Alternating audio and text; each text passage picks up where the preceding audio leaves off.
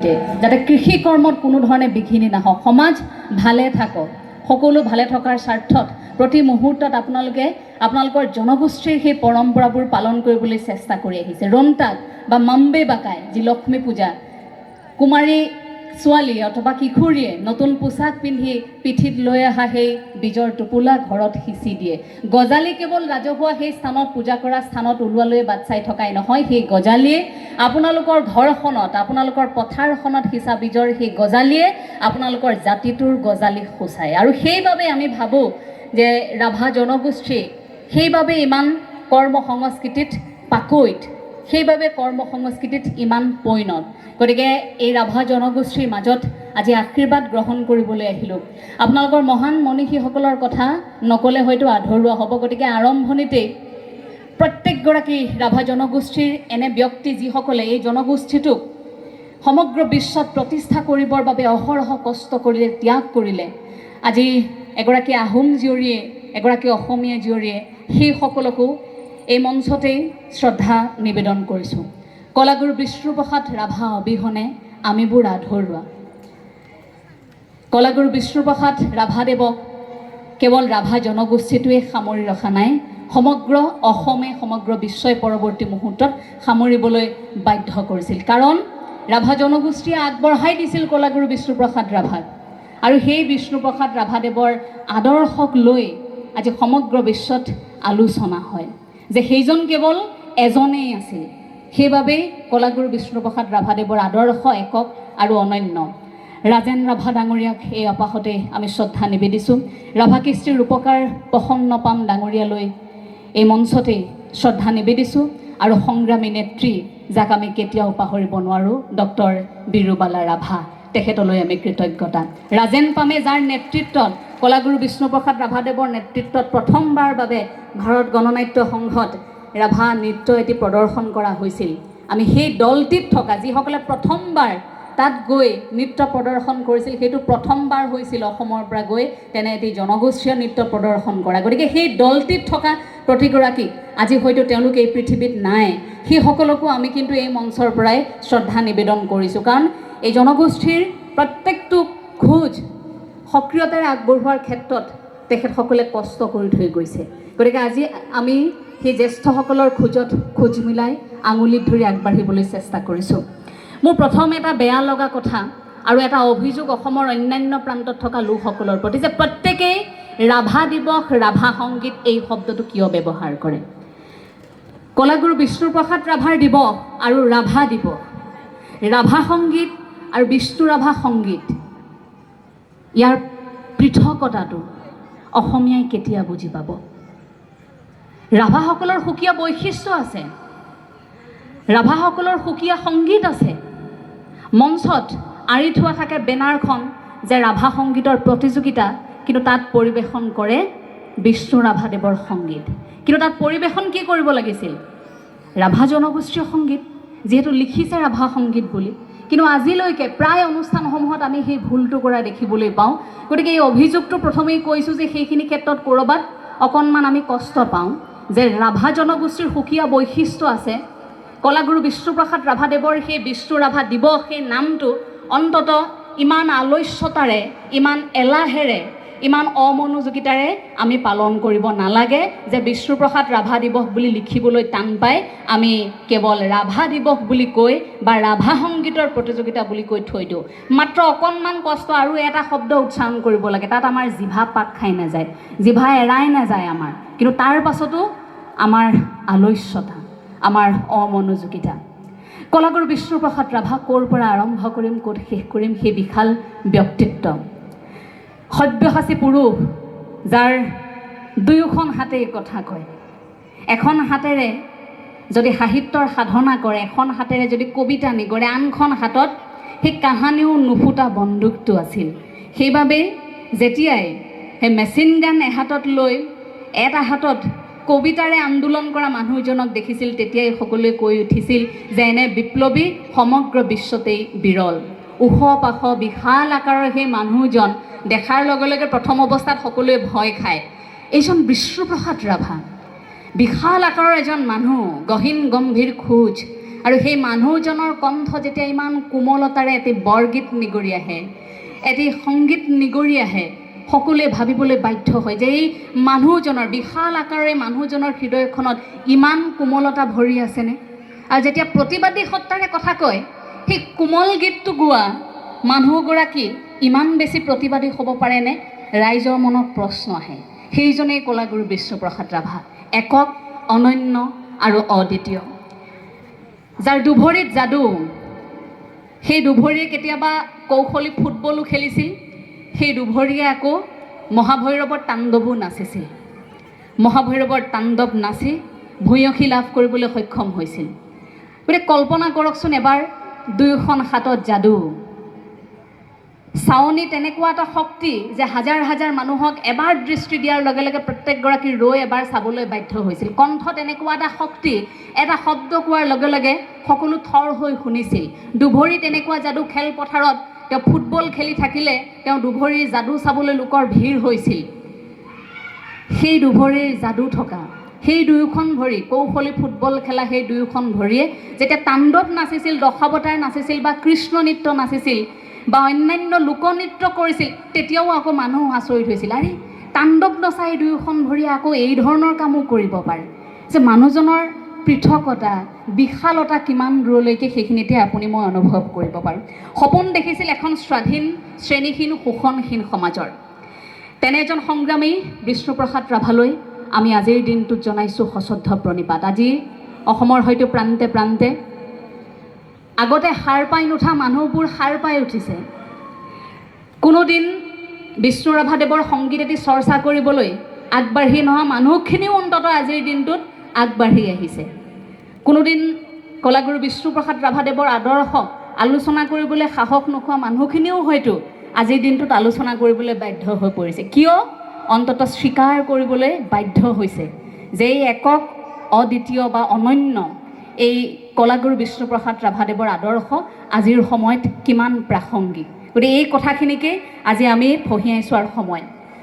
Doctor Bhupen হাজৰিকাদেৱে কৈছিল, Sudhakantha doctor Bhupen হাজৰিকাদেৱে কৈছিল যে কলাগুৰু বিষ্ণুপ্ৰসাদ ৰাভা এক চলন্ত সাংস্কৃতিক বিপ্লৱ। এই এনেকুৱা একোৰা জুই, এনেকুৱা এক বিপ্লৱ য'তেই গৈছিল তাৰ পৰাই আচলতে জাতীয়তাবাদৰ সূচনা হৈছিল। য'তেই গৈছিল তাৰ পৰাই সেই শিপাডাল খামুচিবলৈ অসমীয়াক শিকাই থৈ গৈছিল। গতিকে জাগ্ৰত এক প্ৰহৰী, শুই থকা জনতাক প্ৰতি মুহূৰ্তত জগাই তুলিছিল। সেইগৰাকী কলাগুৰু বিষ্ণুপ্ৰসাদ ৰাভাদেৱে সাংস্কৃতিক বিপ্লৱ তিনিটা দিশেৰে আৰম্ভ কৰিছিল। মই সেই তিনিটা দিশ অকণমান উনুকিয়াব বিচাৰিছোঁ। বৃহত্তৰ অসমীয়া সমাজৰ সাংস্কৃতিক উত্তৰণ প্ৰথমটো দিশ, দ্বিতীয়টো আছিল জাতীয় জীৱনৰ কৃষ্টি আৰু ঐতিহ্যৰ সংৰক্ষণ, আৰু তৃতীয়টো আছিল দলিত নিষ্পেষিতৰ মুক্তিৰ বাবে সাম্যবাদৰ প্ৰতিষ্ঠা কৰা, প্ৰাণ প্ৰতিষ্ঠা কৰা। আমাৰ উদ্বোধক মহোদয়ে বৰ সুন্দৰকৈ সেই কথাষাৰ কৈছে যে শ্ৰেণীহীন কথাষাৰ কৈছে, সাম্যবাদৰ যিটো ধাৰণা, এটা প্ৰশ্ন উত্থাপন কৰিছে যে আমি আজিৰ তাৰিখত সেই ধাৰণাটোক ধৰি ৰাখিব পাৰিছোঁনে? আজিও আমাৰ মাজত জাত পাতৰ বিচাৰ আছে, আজিও আমাৰ মাজত উচ্চ নিচ ধাৰণা আছে। স্বাধীন হোৱাৰ পিছতো আমি স্বাধীন নহয়। সেই ধনী শ্ৰেণীৰ পৰা আমি দুখীয়া শ্ৰেণী এতিয়াও শোষিত হৈ আছোঁ, আমি স্বাধীন নহয় বুলি কলাগুৰু বিষ্ণুপ্ৰসাদ ৰাভাই সেই স্বাধীনতাক ওফৰাই কৈছিল, ইয়ে আজাদী ঝুঠা হে। আমি স্বাধীনেই নহয়। জনগণৰ মুক্তি আৰু সামাজিক ন্যায়, সাংস্কৃতিক জাগৰণ যেতিয়ালৈকে নহয় অসমত, তেতিয়ালৈকে আপুনি মই স্বাধীন নহয়। ধনী শ্ৰেণীয়ে যেতিয়ালৈকে আপোনাক মোক শোষণ কৰি থাকিব, তেতিয়ালৈকে আপুনি মই স্বাধীন নহয়। যেতিয়া জনগোষ্ঠীয় বুলি বা জনজাতীয় মানুহ বুলি আপোনাক মোক যেতিয়া এখন আসনৰ পৰা বঞ্চিত কৰা হ'ব, একেলগে বহিবলৈ নিদিব, আপুনি খোৱা কাঁহীখনত মোক খাবলৈ নিদিব, তাতেই আমি পিছ পৰি ৰওঁ। তাতেই আমাক কৈ থৈ যোৱা কলাগুৰু বিষ্ণুপ্ৰসাদ ৰাভাদেৱৰ সাম্যবাদৰ সেই কথাটো, তাতেই ফলাফলটো ওলাই পৰে যে সেই আদৰ্শক আমি এতিয়াও স্পৰ্শ কৰিব পৰা নাই। এতিয়াও অসমত জাত পাতৰ বিচাৰ আছে। এতিয়াও নিউজ পঢ়িলে আমি এদিন নহয় এদিন সেই বাতৰিটো পঢ়িবলৈ পাওঁ যে জাত পাতৰ বিচাৰত কেনেধৰণে সমাজখনত এলান্ধু লাগিবলৈ ধৰিছে। গতিকে এলান্ধু লাগিবলৈ ধৰা সেই পৰম্পৰা, জাত পাতৰ পৰম্পৰা এতিয়াও ধৰি ৰাখিছে অসমীয়া মানুহে। গতিকে এই অসমীয়া সমাজখনে কলাগুৰু বিষ্ণুপ্ৰসাদ ৰাভাদেৱৰ সাম্যবাদৰ আদৰ্শক ধৰি ৰাখিছোঁ বুলি ক'লে আমাৰ অকণমান মনে গোন্ধায়। আমি কিমান ধৰি ৰাখিব পাৰিছোঁ, সেইখিনিতেই আপোনাৰ মোৰ প্ৰশ্ন হয়। সেই যাত্ৰাটো বৰ সহজ নাছিল। একেবাৰে ঘাত প্ৰতিঘাত 1909 চনত জন্ম ঢাকাত তাৰ পৰা আৰম্ভ কৰিছিল ছাত্ৰ জীৱনটো যদি আমি প্ৰথমে ফহিয়াই চাওঁ ছাত্ৰ অৱস্থাত কেনেকুৱা আছিল সংগীতৰ প্ৰতি আগ্ৰহী সোণৰ চামুচ মুখত লৈ জন্ম হোৱা বুলি যে কয় সেই বুলি ক'লেও হয়তো ভুল কোৱা নহ'ব এনেকুৱা এটা পৰিয়ালত জন্ম হৈছিল যিটো পৰিয়ালত কোনো কষ্ট নকৰাকৈ ভৰিৰ ওপৰত ভৰি তুলি খাই বৈ ধুনীয়াকৈ থাকিব পাৰিলেহেঁতেন সংগীতৰ সাধনা কৰি শিল্পীৰ সন্মান লৈ উৰেটো জীৱন সংগীত সাধনা কৰি ভাৰতবৰ্ষৰ ভিন্ন প্ৰান্তত অথবা বিশ্বৰ ভিন্ন প্ৰান্তত তেখেত ঘূৰি ফুৰিব পাৰিলেহেঁতেন কিন্তু নুফুৰিলে কিয় এই অসমীয়া মানুহখিনিৰ বাবে কিয় এই অসমখনৰ বাবে দেহে কেহে কষ্ট কৰিলে কিয় আপোনাক মোক জগাবৰ বাবে আপোনাৰ মোৰ ভিতৰত থকা শক্তিটোক জগাবৰ বাবে তেখেতে কষ্ট কৰিলে গতিকে সকলো দলিয়াই থৈ সেইখিনি সময়তে কষ্ট কৰিম বুলি সকলো ৰাইজৰ মাজত বিলাই দিলে দেউতাকৰ কিমান সম্পত্তি 2,500 বিঘা ভূমি সকলোকে বিলাই দিছে কৃষকক নালাগে সেইখিনি মই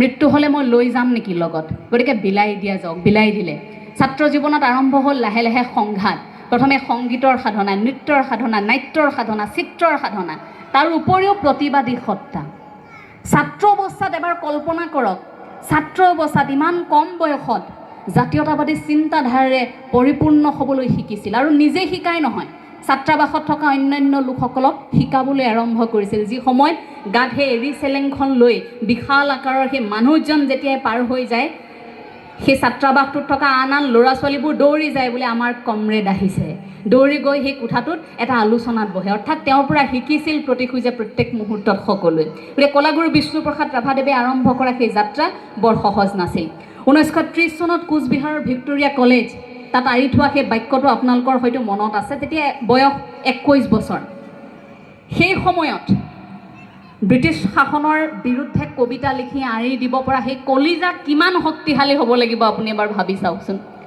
এজন ছাত্ৰ ব্ৰিটিছ শাসনৰ বিৰুদ্ধে এফাকে কবিতা লিখি আঁৰি থৈছে কি আঁৰিছিল তাত তেতিয়া প্ৰথম ৰাজ্যে আছে দুইটি পাঠা একটি কালো একটি সাদা ৰাজ্যেৰ যদি মংগল চাও দুইটি পাঠাই বলি দাও অৰ্থাৎ যদি ৰাজ্যৰ মংগল লাগে সৰ্বস্ব কৰিব পাৰি সকলো ত্যাগ কৰিব পাৰি জীৱনটো তেখেতে কৈ থৈ গৈছিল যে মোৰ জীৱনটো যদি দিবলগীয়া হয় সেইটোও বহু কম আৰু সেইমতে গোটেই জীৱনটো মৰি মৰিয়েই জীয়াই আছে প্ৰতি মুহূৰ্তত ঘাত প্ৰতিঘাত সেই সংঘাতৰ মাজতেই জীয়াই আছে আমি সিমানখিনিলৈকে অনুভৱেই কৰিব নোৱাৰিলোঁ গতিকে সেই আদৰ্শক স্পৰ্শ কৰাটো আপোনাৰ মোৰ বাবে এক প্ৰকাৰ মৰ সাহ আপুনি মই অধ্যয়ন কৰোঁতেই আমাৰ চকুলো নিগৰে যে কেনেকৈ সম্ভৱ হ'ব পাৰে সেই বিশাল মানুহজন সেই বিশাল সত্তাটো যি প্ৰতিবাদী সত্তাক এটা সময়ত মষিমূৰ কৰিবলৈ চেষ্টা কৰা হৈছিল সেই প্ৰতিবাদী সত্তাৰ সেই গণগৰ্জন কেনেকৈ তুলি ধৰিবলৈ চেষ্টা কৰা হৈছিল সেই প্ৰত্যেকটো মুহূৰ্তত আমি অধ্যয়ন কৰিলেই প্ৰত্যেকটো অংশতে সেইখিনি কথা স্পষ্ট হৈ পৰে সংগীতৰ যাত্ৰাৰ কথা যদি আমি কওঁ মোৰ খুব ব্যক্তিগতভাৱে এই কথাটো বৰ আচৰিত হওঁ তেখেতৰ যে প্ৰত্যেকটো বস্তুৰ সাধনা ইমান নিখুঁত আৰু নিপুণ আৰু ইমান পৰিণত হৈ উঠাকৈ কৰিছিল যে তাৰ বাবে আগতীয়া যিখিনি প্ৰস্তুতি এই ধৰক বৰগীত এভাগী তেখেতে শিকিব বিচাৰিছে তাৰ বাবে বৰপেটালৈ আহি তাত থাকি বৰগীত ভাগি শিকিছে নামঘৰত ভাওনা নিজে বহি গাঁৱে গাঁৱে ৰাইজৰ মাজত বহি তেতিয়ালৈকে কোনেও চিনিয়ে নাপায় যে বিষ্ণুপ্ৰসাদ ৰাভা কোন ৰাইজৰ মাজতে মুখখন ঢাকি তেতিয়া পলাই পলাই ফুৰে তেতিয়াও কাৰণ ক'তো তেওঁ শান্তিত থাকিবলৈ নিদিয়ে যিকোনো মুহূৰ্ততে তেওঁ গ্ৰেপ্তাৰ কৰা হ'ব পাৰে তেতিয়াও সেই সময়খিনিটো আপুনি অনুভৱ কৰকচোন গাঁৱে গাঁৱে সেইবোৰ সমল বিচাৰি ফুৰিছিল গাঁৱৰ ৰাইজে ভাওনা কেনেকৈ চায় নামঘৰত ৰাইজ কেনেকৈ বহে ইয়াত আধ্যাত্মিক শক্তি কি আছে ভাওনা এভাগী কেনেকৈ প্ৰদৰ্শন কৰা হয় বৰগীত ভাগী কেনেকৈ গোৱা হয় কিমানখন গাঁৱত ভাওনা চালে কিমান বৰগীত শুনিলে তাৰ হিচাপ নাই আৰু তেনেকৈ সেই গুৰুজনাৰ আদৰ্শৰ প্ৰতি আকৃষ্ট হৈ লাহে লাহে সেই আদৰ্শটোৰ সৈতে সম্পৃক্ত হৈ পৰিছিল আৰু সেইবাবে কৈছিল যে ভগৱান শ্ৰীকৃষ্ণ লিঅ'নাৰ্ডো দা ভিঞ্চি আৰু জগতগুৰু শ্ৰীমন্ত শংকৰদেৱ এই তিনিজনেই তেখেতৰ বাবে শ্ৰেষ্ঠ পুৰুষ তেখেতৰ দৃষ্টিভংগীৰে সেই কথাখিনি তেতিয়াই উল্লেখ কৰি থৈ গৈছিল আৰু সেইখিনি সময়ত সংগীতৰ সাধনা কৰি থকাৰ সেই সময়খিনিত সেই সংগীত যে কেৱল এটি মনোৰঞ্জনেই নহয় ই যে প্ৰতিবাদৰ ভাষা হ'ব পাৰে আপোনাৰ মোৰ শুই থকা শক্তিক জগাব পাৰি আমাৰ ডেকা শক্তি ডেকা তেজ বুলি কয় ডেকা তেজক জগোৱা সেই মানুহজনেই আছিল কলাগুৰু বিষ্ণুপ্ৰসাদ ৰাভা যাৰ বাবে তেওঁ গীতৰ মাজেদি চিঞৰি চিঞৰি গাঁৱৰ মাজেৰে গাই গৈছিল আজি তোৰ তেজাল বদন মলিন কিয় হ'ল স্বৰলিপি প্ৰত্যেকটো গীতৰ কৰিবলৈ সম্ভৱ হৈ নুঠিল, তাৰো এটা কাহিনী আছে। এই যে গীতৰ ৰচনা কৰিলে, ছাত্ৰ অৱস্থাৰ পৰা এইখিনি কাম হাতত ল'লে, কাৰণ সংগীতৰ প্ৰতি এটা ওতঃপ্ৰোত সম্পৰ্ক। কামখিনি আৰম্ভ কৰিলে, লোকসংগীতবোৰ য'ত য'ত বিয়পি আছিল ঠাইবোৰলৈ গ'ল, সমলবোৰ আনিবলৈ চেষ্টা কৰিল, তথ্যভিত্তিক উপস্থাপন কৰিলে, নিজে গীত ৰচনা কৰিলে, সুৰ দিলে। প্ৰত্যেকটো গীত ৰাইজলৈ আগবঢ়াই দিম বুলি প্ৰতিখন মঞ্চতে তেওঁ গাবলৈ আৰম্ভ কৰিলে, সকলোকে শিকাবলৈও আনকি আৰম্ভ কৰিলে। কিন্তু স্বৰলিপি প্ৰত্যেকটো গীতৰ সম্ভৱ হৈ নুঠিল। যদিও কলাগুৰু বিষ্ণুপ্ৰসাদ ৰাভাদেৱৰ প্ৰত্যেকটো গীতেই কিন্তু বিষ্ণুপ্ৰসাদ ৰাভাদেৱৰ সংগীতৰ পৃথক এক ব্যাকৰণ আছে, যিটো স্বকীয় এক বৈশিষ্ট্য আছে, আপোনালোক সকলোৱে জানে, আন সংগীত শিল্পীৰ সৈতে একেবাৰে তুলনা কৰিব নোৱাৰি।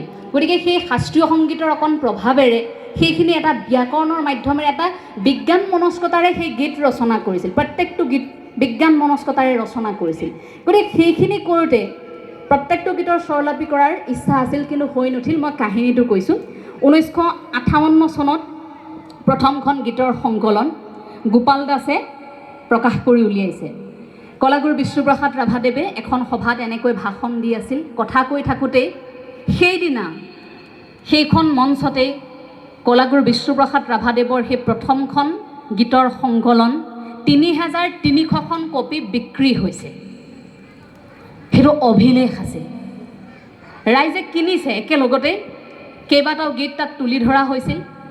গতিকে তাত লিপিবদ্ধ কৰা সেই গীতৰ সংকলনখন 3300খন কপি একেলগে বিক্ৰী হোৱাৰ পিছত তাৰ যিটো টকা প্ৰকাশন পৰিষদে সেই টকাটো বিষ্ণু ৰাভাদেৱৰ হাতত তুলি দিছিল।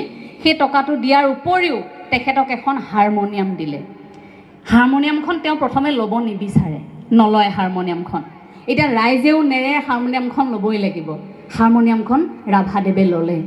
এতিয়া হাৰমনিয়ামখন লৈ তেওঁ স্বৰলিপি কেইটামান গীতৰ কৰিবলৈ আৰম্ভ কৰিলে, কাৰণ নতুন প্ৰজন্মৰ বাবে সেইখিনি থৈ যাব লাগিব। সকলোৰে হেঁচা, সকলোৰে মৰমৰ দাবী যে ৰাভাদেৱ আপুনি কিন্তু এইখিনি নতুন প্ৰজন্মৰ বাবে এনেকৈ দি থৈ যাব লাগিব। এতিয়া হাৰমনিয়ামত সেইখিনি কৰিবলৈ চেষ্টা কৰিছিল। তেনেকুৱাতে সেই হাৰমনিয়ামখন হেৰাই থাকিল। এতিয়া হাৰমনিয়ামখন হেৰাই থাকিল। ইয়াৰ পিছত আকৌ তেওঁ দুই এগৰাকী খুব ঘনিষ্ঠ বন্ধুবৰ্গই কথাটো গম পায়। প্ৰথমে আকৌ নলওঁ বুলিয়ে কৈছিল, কিন্তু সকলোৰে হেঁচাত আৰু এখন হাৰমনিয়াম কিনি তেখেতৰ ওচৰত দিলে। কিন্তু তাৰ পিছত কি হ'ল জানেনে? সেইখন হাৰমনিয়ামো এদিন বেয়া হ'ল। বেয়া হওঁতে সেই হাৰমনিয়ামখন ভাল কৰিবলৈ যিজন মানুহে নিছিল, সেই হাৰমনিয়ামখন কেতিয়াও কলাগুৰু বিষ্ণুপ্ৰসাদ ৰাভাদেৱক ঘূৰাই নিদিলে। এতিয়া সেইজন কোন মানুহ আছিল আমি নাজানো। সেই গ্ৰন্থখনত কিন্তু সেই কথাখিনি উল্লেখ আছে। আৰু সেই হাৰমনিয়ামখন ঘূৰায়ো নাপালে, হাৰমনিয়ামো নাই। মানুহজন আছিল ইমান ব্যস্ততাৰে পূৰ্ণ এজন মানুহ, অসংখ্য কামত একেলগে হাত দিয়ে, প্ৰত্যেকটো কামেই নিখুঁত কৰিবলৈ চেষ্টা কৰি থাকে। গতিকে সেইখিনি সময়ত আৰু সেই স্বৰলিপি কৰা কাম সিমানতেই সামৰণি পৰিল। জীৱনৰ প্ৰত্যেকটো কথা, প্ৰত্যেকটো অংশ যদি আপুনি অধ্যয়ন কৰে, খুব ৰসালতাৰে ভৰা। এনে লাগে যেন এনে এটা কাহিনী আমি পঢ়ি আছোঁ, যিটো কাহিনী কাৰো সৈতে সমসাময়িক সেই সময়ৰ কোনো বিশ্বৰ অন্যান্য সংগীত শিল্পীৰ সৈতে বা নাট্যকাৰৰ সৈতে বা প্ৰতিবাদী শিল্পীৰ সৈতে তুলনা নহয়। সেই পৃথকতাখিনি চকুৰ আগত দেখিবলৈ পোৱা যায়। নৃত্য আৰু নাট্যৰ প্ৰসংগলৈ আমি যদি চাওঁ, তাণ্ডৱ শিকাৰ ইচ্ছা এগৰাকী নৃত্যশিল্পী, বিশ্বপ্ৰসিদ্ধ নৃত্যশিল্পীৰ নৃত্য চাইহে তেওঁৰ নাচিবলৈ মন গৈছিল, শিকিবলৈ মন গৈছিল। তাৰপাছত শাস্ত্ৰীয় নৃত্য শিকিলে। তাৰপাছত এই গুৰুজনাৰ সেই অন্যতম সৃষ্টিসমূহ শিকিবলৈ চেষ্টা কৰিলে। প্ৰত্যেকটো নৃত্য যেতিয়া নিজে প্ৰদৰ্শন কৰে, এজনেই হয়তো সেইখিনি সময়ত একমাত্ৰ আছিল যি নিজে বজায়, নিজে গায়, নিজে নাচি অভিনয় কৰে। একক আৰু অনন্য স্বাভাৱিকতে যিয়ে চাই প্ৰত্যেকেই কয় যে ৰাভাদেৱৰ সমান কোনো হ'ব নোৱাৰে। আৰু সঁচাকৈ সেই প্ৰতিভা আপুনি এবাৰ কল্পনা কৰক যে প্ৰত্যেকটো ক্ষেত্ৰতে ইমান নিখুঁত, ইমান পৰিণত এজন মানুহ কেনেকৈ সম্ভৱ হ'ব পাৰে। আৰু ঈশ্বৰে ইমানবোৰ প্ৰতিভা এজন মানুহৰ তাতে দি পঠিয়াইছিল নে? যি বজাবও পাৰে, যি গাবও পাৰে, যি ক'বও পাৰে, যি প্ৰতিবাদও কৰিব পাৰে, যি অভিনয়ো কৰিব পাৰে, প্ৰত্যেকটো ক্ষেত্ৰতে সেইবোৰত আমি বৰ আচৰিত হওঁ। নৃত্য আৰু নাট্যৰ সমান্তৰালকৈ চিত্ৰৰ কথা লৈ আহিল, চিত্ৰৰ সাধনা কৰিলে। আমি অসমীয়া প্ৰতি মুহূৰ্তত কৃতজ্ঞ এইবাবেই, আজি যিজন জগতগুৰু শ্ৰীমন্ত শংকৰদেৱ গুৰুজনাক আপুনি মই দুচকুৰ আগত ৰাখিছোঁ, ছবি এখন বুলি ক'লে আপোনাৰ মোৰ যিখন ছবি মনলৈ ভাহি আহে, সেই ছবিখনেই কলাগুৰু বিষ্ণুপ্ৰসাদ ৰাভাদেৱে অঁকা। কলাগুৰু বিষ্ণুপ্ৰসাদ ৰাভাদেৱে এই ছবিখন একেদিনাই আঁকি উলিওৱা নাছিল। এই ছবিখন আঁকিবলৈ সময়ৰ প্ৰয়োজন হৈছিল এইবাবে যে গুৰুজনাৰ আদৰ্শক প্ৰথমে অনুভৱ কৰিবলৈ চেষ্টা কৰিছিল আৰু অনুভৱ কৰি সেই ছবিখন আঁকি যেতিয়া সেই সময় বৰপেটা সত্ৰৰ সত্ৰাধিকাৰ হাতত তুলি দিছিল, বৰপেটা সত্ৰৰ সত্ৰাধিকাৰে সেই ছবিখন হাতত লৈ গুৰুজনাৰ ছবিখন হাতত লৈ তেতিয়ালৈকে গুৰুজনা কেনেকুৱা হ'ব পাৰে কোনো কল্পনাই কৰিব পৰা নাছিল।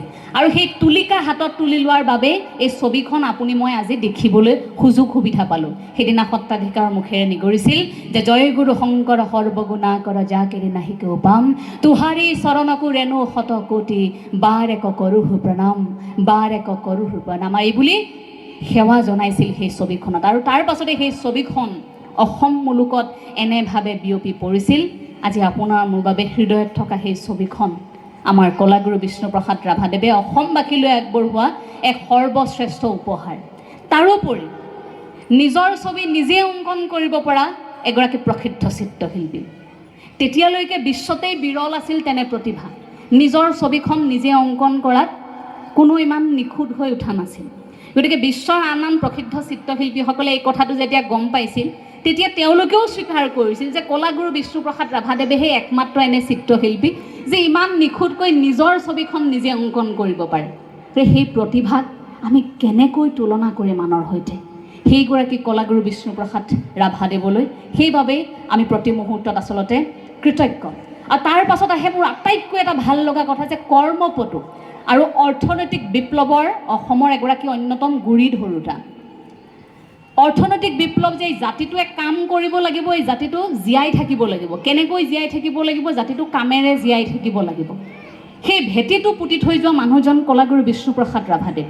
সেইবাবে কিমান ব্যৱসায় আৰম্ভ কৰিছিল তাৰ হিচাপ নাই।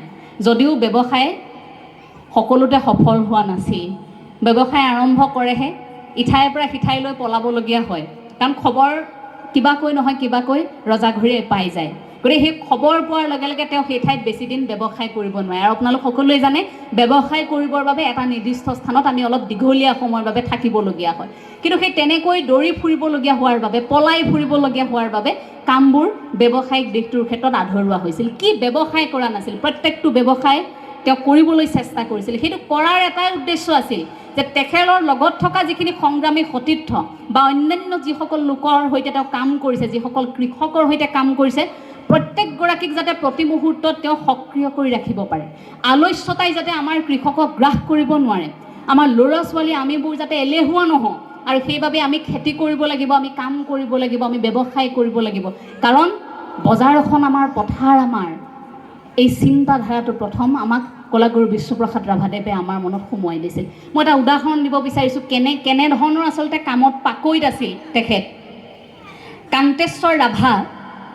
কান্তেশ্বৰ ৰাভাৰ হাতত দুখন দা এতিয়াও আছে। সেই দুখন দাৰ এখন দা বিশিষ্ট শিল্পী মুকুল ৰাভাৰ ঘৰত এতিয়াও আছে। সেই দাখনৰ কাহিনীটো এনেকুৱা আছিল, কলাগুৰু বিষ্ণুপ্ৰসাদ ৰাভাদেৱ তেখেতৰ ঘৰত থাকিছিল নিশা। তো নিশা কটোৱাৰ পিছত সেই দুয়োখন দাৰে পিছদিনা গছ কাটি, কাঠ কাটি, নাও সাজি, নগৰ বেৰাত নাও বিক্ৰী কৰি নিজে নাও সাজি সেই নাৱত উঠি, নাৱৰ ভৰসা নাই এই গীতটো সেই নাৱত উঠি তেওঁ গাই গাই ৰচনা কৰিছিল। সেইখিনি মুহূৰ্ততে তেওঁ সেই গীতটো ৰচনা কৰিছিল। এনিশা থাকিবলৈ যোৱা মানুহ ঘৰত দাখন লৈ, গছ কাটি, নাও বনাই, নাও বিক্ৰী কৰি সেই ব্যৱসায়টো দেখুৱাই থৈ যাব পৰা যদি শক্তি থাকে, সেই শক্তিটো আপুনি মই কেনেকৈ আচলতে স্বীকাৰ কৰিম? তুলনা কেনেকৈ কৰিম? প্ৰশংসা কেনেকৈ কৰিম? আপোনালোকে মুকুল ৰাভাৰ সৈতে যদি কেতিয়াবা যোগাযোগ কৰে, মুকুল ৰাভাক সুধিব, সেই দাখন মুকুল ৰাভাৰ ঘৰত এতিয়াও আছে। কালি যেতিয়া আমি কলাগুৰু বিষ্ণুপ্ৰসাদ ৰাভাদেৱৰ বিষয়ে আলোচনা কৰিছিলোঁ আমাৰ ষ্টুডিঅ'ত, তেতিয়া মুকুল ৰাভাদেৱে কৈছে যে মই হাতত দাখন লৈ ভাবিছোঁ যে এইখন দা কলাগুৰু বিষ্ণুপ্ৰসাদ ৰাভাদেৱে ব্যৱহাৰ কৰিছিলনে? আচৰিত কথা। সেই দাখন তেওঁ এতিয়াও সযতনে ৰাখিছে। কান্তেশ্বৰ ৰাভাই কিন্তু সকলোকে দিয়া নাছিল এইবাবে কাৰণ তাৰ মূল্যটো আনে নুবুজিবও পাৰে। এটা সময় আছিল এনেকুৱা, বুকু ভিন্দাই সকলোৱে ক'ব পৰা নাছিল যে মই কলাগুৰু বিষ্ণুপ্ৰসাদ ৰাভাদেৱৰ সতীৰ্থ বা মই লগত থাকোঁ। কিয়? কাৰণ কাৰ কেতিয়া কোন সময়ত বিপদ আহে কোনেও ক'ব নোৱাৰে। সেইখিনি মুহূৰ্তৰ অত্যাচাৰ শোষণ কেনেকুৱা আছিল আপোনালোক প্ৰত্যেকেই জানে। ভুল কি বুলি ভাবিছিল? ভুল কমিউনিষ্ট আদৰ্শটো গ্ৰহণ কৰা বুলি ভাবিছিল। সেই আদৰ্শটো গ্ৰহণ কৰাৰ বাবেই যেন তেওঁৰ এটা ডাঙৰ ভুল হৈ গ'ল, যাৰ বাবে তেওঁক হেণ্ডকাপ লগাই ৰাজপথেৰে খোজ কঢ়াই লৈ যায়। সেই মানুহজন যে গোটেই জীৱন অসমীয়া সংস্কৃতিক ধৰি বিশ্ব দৰবাৰত প্ৰতিষ্ঠা কৰিবলৈ চেষ্টা কৰিলে, অসমীয়াক জগাবলৈ চেষ্টা কৰিলে, সদায় দুখীয়াৰ কাষত থাকিল, দুখীয়া নিচলাৰ কাষত থাকি দুখীয়া নিচলাক এই কথাটোকে বুজাবলৈ চেষ্টা কৰিল যে তোমালোক স্বাধীন হোৱা, তোমালোকে তোমাৰ হাতৰ পৰা বাঘ জৰীডাল আনৰ হাতলৈ তোমালোকে এৰি নিদিবা। জনতাক জগাবলৈ চেষ্টা কৰাৰ ভাৱে হয়তো একাংশই ভয় কৰিছিল যে কলাগুৰু বিষ্ণুপ্ৰসাদ ৰাভাৰ দৰে যদি আৰু 10জন থাকে তেন্তে আমিবোৰে এই দুখীয়া নিচলাক ইমান বেছি শোষণ কৰি থাকিব নোৱাৰিম। আমাক যে মস্ত মস্ত টুপি পিন্ধাই থৈ যায় ডাঙৰ ডাঙৰ মানুহবোৰে, আমাক যে মস্ত মস্ত টুপি পিন্ধাই থৈ যায় আভুৱা ভৰা কথাৰে আপোনাক মোক যে প্ৰতি মুহূৰ্তত শোষণ কৰিবলৈ সুবিধা পায় একাংশ লোকে। কিয় পায়? আপোনাৰ মোৰ অজ্ঞানতাৰ বাবে, আপোনাৰ মোৰ জ্ঞানৰ প্ৰতি থকা অনিচ্ছাৰ বাবে, অধ্যয়নৰ প্ৰতি থকা অনিচ্ছাৰ বাবে। কাৰণ আমি নিজে অধ্যয়ন কৰি আমি সেই নিৰ্দিষ্ট প্ৰাপ্যটো আজৰি আনিবলৈ যোৱাতকৈ আমি ভাবোঁ যে আনে দিয়াটোৱেই খুব সহজ, যিটো কলাগুৰু বিষ্ণুপ্ৰসাদ ৰাভাই স্পষ্টকৈ অসমীয়াক দেখুৱাই দিছিল যে তোমালোকে নিজেই কৰা, নিজৰ হাতৰ পৰা সকলো এৰি নিদিবা। যদি এনেকৈ এৰি দিয়া তেন্তে সকলো এদিন শেষ হৈ যাব। গতিকে সেই প্ৰতিবাদী ধাৰাটো 1942 চনত তেওঁ ভাৰত ত্যাগ আন্দোলনৰ সময়তে প্ৰথমবাৰ বাবে লেনিনৰ মাৰ্ক্সবাদ এই আদৰ্শটোৰ পৰা প্ৰভাৱিত হৈছিল। আৰু সেই সময়খিনিৰ পৰা ছাত্ৰাৱস্থাৰ পৰা লাহে লাহে প্ৰতিবাদী সত্তাটো আছিল, জাতীয়তাবাদী চেতনা জাগি উঠিছিল, কিন্তু লেনিনৰ মাৰ্ক্সবাদ সেই আদৰ্শটোক ল'বলৈ চেষ্টা কৰিছিল সেই সময়খিনিৰ পৰা। আৰু তাৰ পাছতেই যেন ক'ৰবাত কিবা কিবিবোৰ খেলি মেলি হৈ গ'ল। তাৰ পিছৰ সময়ছোৱা মসৃণ হৈ থকা নাই। তাৰ পিছত কলাগুৰু বিষ্ণুপ্ৰসাদ ৰাভা য'তেই গৈছিল তাতেই কেৱল ভয় আৰু শংকা, কাৰণ যিকোনো মুহূৰ্তত তেওঁক গ্ৰেপ্তাৰ কৰাৰ সেই ভয় ভাবুকিবোৰ আছিল। গতিকে সেইখিনি মুহূৰ্তত আপুনি এবাৰ কল্পনা কৰক, ইমানবোৰ আমাক দিয়াৰ পিছতো প্ৰতিখন সভাই সমিতিয়ে জনতাক, জাগ্ৰত জনতা বুলি যে কয়, শুই থকা জনতাক জগাই তুলিবৰ বাবে ইমানবোৰ কষ্ট কৰিলে, ইমানবোৰ ত্যাগ, তাৰ পাছতো সেই মানুহজন কিন্তু শান্তিত থাকিবলৈ নাপালে। এটা দিনো এটা নিশাও সেই মানুহজন শান্তিত থাকিবলৈ নাপালে সেই প্ৰতিবাদী সত্তাটো থকাৰ বাবে। যদি আনৰ দৰে তেল মাৰি, যদি আনৰ দৰে হয়তোকে হয় নহয়তোকে নহয় বুলি মূৰ জোকাৰি সেই বিশেষ এটা শ্ৰেণীৰ তলত পৰি সেইটোকে মানিবলৈ চেষ্টা কৰিলেহেঁতেন, যদি শাসক গোষ্ঠীৰ ওচৰত লেউহেও হৈ দিলেহেঁতেন, নেগুৰ পেলাই দিলেহেঁতেন, তেতিয়া হয়তো ভাল বুলি আদৰি ল'লেহেঁতেন। কিন্তু শান্তিত এইবাবে থাকিবলৈ নিদিলে, কাৰণ প্ৰতিবাদী আছিল, কথাবোৰ স্পষ্টকৈ কৈছিল, ৰাইজক জগাইছিল, নিজে কোৱাই নহয় ৰাইজক ভাবিবলৈ বাধ্য কৰোৱাইছিল। খুব আচৰিত লাগে যে সেইজন মানুহৰ সেই সময়খিনিত শিৰৰ মূল্য নিৰ্ধাৰণ কৰা হৈছিল 10,000 টকা। কলাগুৰু বিষ্ণুপ্ৰসাদ ৰাভাদেৱৰ সম্ভেদ যি দিব পাৰিব তেওঁক 10,000 টকাৰে পুৰস্কাৰ দিয়া হ'ব। 10,000 টকাৰ পুৰস্কাৰ আজিৰ পৰা ইমান বছৰ আগত আপুনি এবাৰ কল্পনা কৰকচোন। আজিৰ দিনত যদি সেইটো হ'লহেঁতেন, লগে লগে গাঁৱৰ মানুহে খবৰ দি দিলেহেঁতেন বোলে অমুকতে লুকাই আছে, কাৰণ পইচাটোৰ লোভ হ'লহেঁতেন। কিন্তু সেইখিনি সময়ৰ মানুহ আপুনি কল্পনা কৰক, তেতিয়াৰ 10,000 টকালৈ কেৰেপ নকৰি নিজৰ বুকুৰ মাজত সুমুৱাই ৰাখিছিল কলাগুৰু বিষ্ণুপ্ৰসাদ ৰাভাদেৱক। আপুনি মই এতিয়া কি কৰিব পাৰিছোঁ? সেয়া কেৱল ৰাভা জনগোষ্ঠীৰ লোকসকলেই নহয়, যেতিয়া উজনিলৈ গৈছিল, যেতিয়া নামনিলৈ গৈছিল, কোচবিহাৰলৈ গৈছিল, য'তেই গৈছিল তেওঁ, যি প্ৰান্তলৈ গৈছিল, সকলোৱে বুকুৰ মাজত সুমুৱাই ৰাখিছিল। কোনেও সেই খবৰটো দি দিয়া নাছিল যে আমাৰ ঘৰতে কলাগুৰু বিষ্ণুপ্ৰসাদ ৰাভা লুকাই আছে। কিমানৰ ঘৰত তেওঁৰ বাবে বেছিকৈ ভাত ৰান্ধিছিল তাৰ হিচাপ নাই। আজিও হয়তো অসমৰ এনে বহু ঘৰ আছে যিসমূহ ঘৰে সেই সময়ৰ সেই ইতিহাসৰ কথা আজি উচুপি উচুপি সোঁৱৰে। সন্ধিয়া হোৱাৰ লগে লগে তেওঁলোকৰ ঘৰত ভাত বেছিকৈ ৰান্ধে। কিয়? কাৰণ কোন সময়ত সেই কমিউনিষ্ট পাৰ্টিৰ সেইসকল লোক, কলাগুৰু বিষ্ণুপ্ৰসাদ ৰাভাদেৱৰ নেতৃত্বত বিপ্লৱী সংগ্ৰামীসকল আহি নিশা তেওঁলোকৰ ঘৰত আশ্ৰয় ল'ব অথবা ৰান্ধি থোৱা ভাতকেইটা খাই যাব, ক'ব নোৱাৰে। গতিকে ঘৰৰ গৃহিণীগৰাকীয়ে ভাত কেইটামান বেছিকৈ ৰান্ধিছিল, ক'ব নোৱাৰে কাৰ ঘৰত সেই নিশা বিষ্ণু ৰাভাক কটাব। বহু লোক অসমত এনে আছিল তেতিয়া যে বিষ্ণু ৰাভাক তেওঁলোকে দেখাই নাছিল, কিন্তু নাম শুনিছিল। মানুহজন কেনেকুৱা আছিল দেখিবলৈ পোৱা নাছিল। সেইবাবে তেওঁলোকৰ ঘৰত নিশা কটাই গ'লেও, তেওঁলোকৰ ঘৰত চাহ পানী ভাত খাই গ'লেও তেওঁলোকে গমেই নাপায় যে সেইজন বিষ্ণু ৰাভা আছিল। পথতে মাত লগাই থৈ যায়, কথা পাতি থৈ যায়, গাঁওখনৰ খা খবৰবোৰৰ বুজ লয়, সকলো কথা বতৰা পাতি পাৰ হৈ যায়, কিন্তু গাঁৱৰ ৰাইজে গমেই নাপায় যে সেইজন বিষ্ণু ৰাভা আছিল। তেনেকুৱাও কিন্তু সময় পাৰ হৈছে আৰু যিসকলে চিনি পায় সেইসকলেও কিন্তু সেই খবৰটো ৰজাঘৰীয়াক জানিবলৈ দিয়া নাছিল। এতিয়া জনতাৰ মাজত ৰাভাদেৱক বিচাৰি উলিয়াওঁতে সেইবাবে কষ্ট হৈছিল, কাৰণ বুকুৰ মাজত সোমাই থকা মানুহগৰাকী কেনেকৈ বিচাৰি উলিয়াব। আজিৰ সময় হোৱা হ'লে সেইটো একেবাৰে সহজ হ'লহেঁতেন, হয়তো খুব বেছিতকৈ বেছি এঘণ্টা লাগিলহেঁতেন। অসমৰ কোনটো কোণত সোমাই আছে বিচাৰি উলিয়াবলৈ খুব বেছিতকৈ বেছি এঘণ্টা, কাৰণ এতিয়া ছ'চিয়েল মিডিয়াৰ যুগ, কোনে বা ক'ত ফেচবুক লাইভ কৰি দিলেহেঁতেন হিচাপ নাই, গতিকে সেই এঘণ্টাৰ ভিতৰতে ওলাই পৰিলহেঁতেন।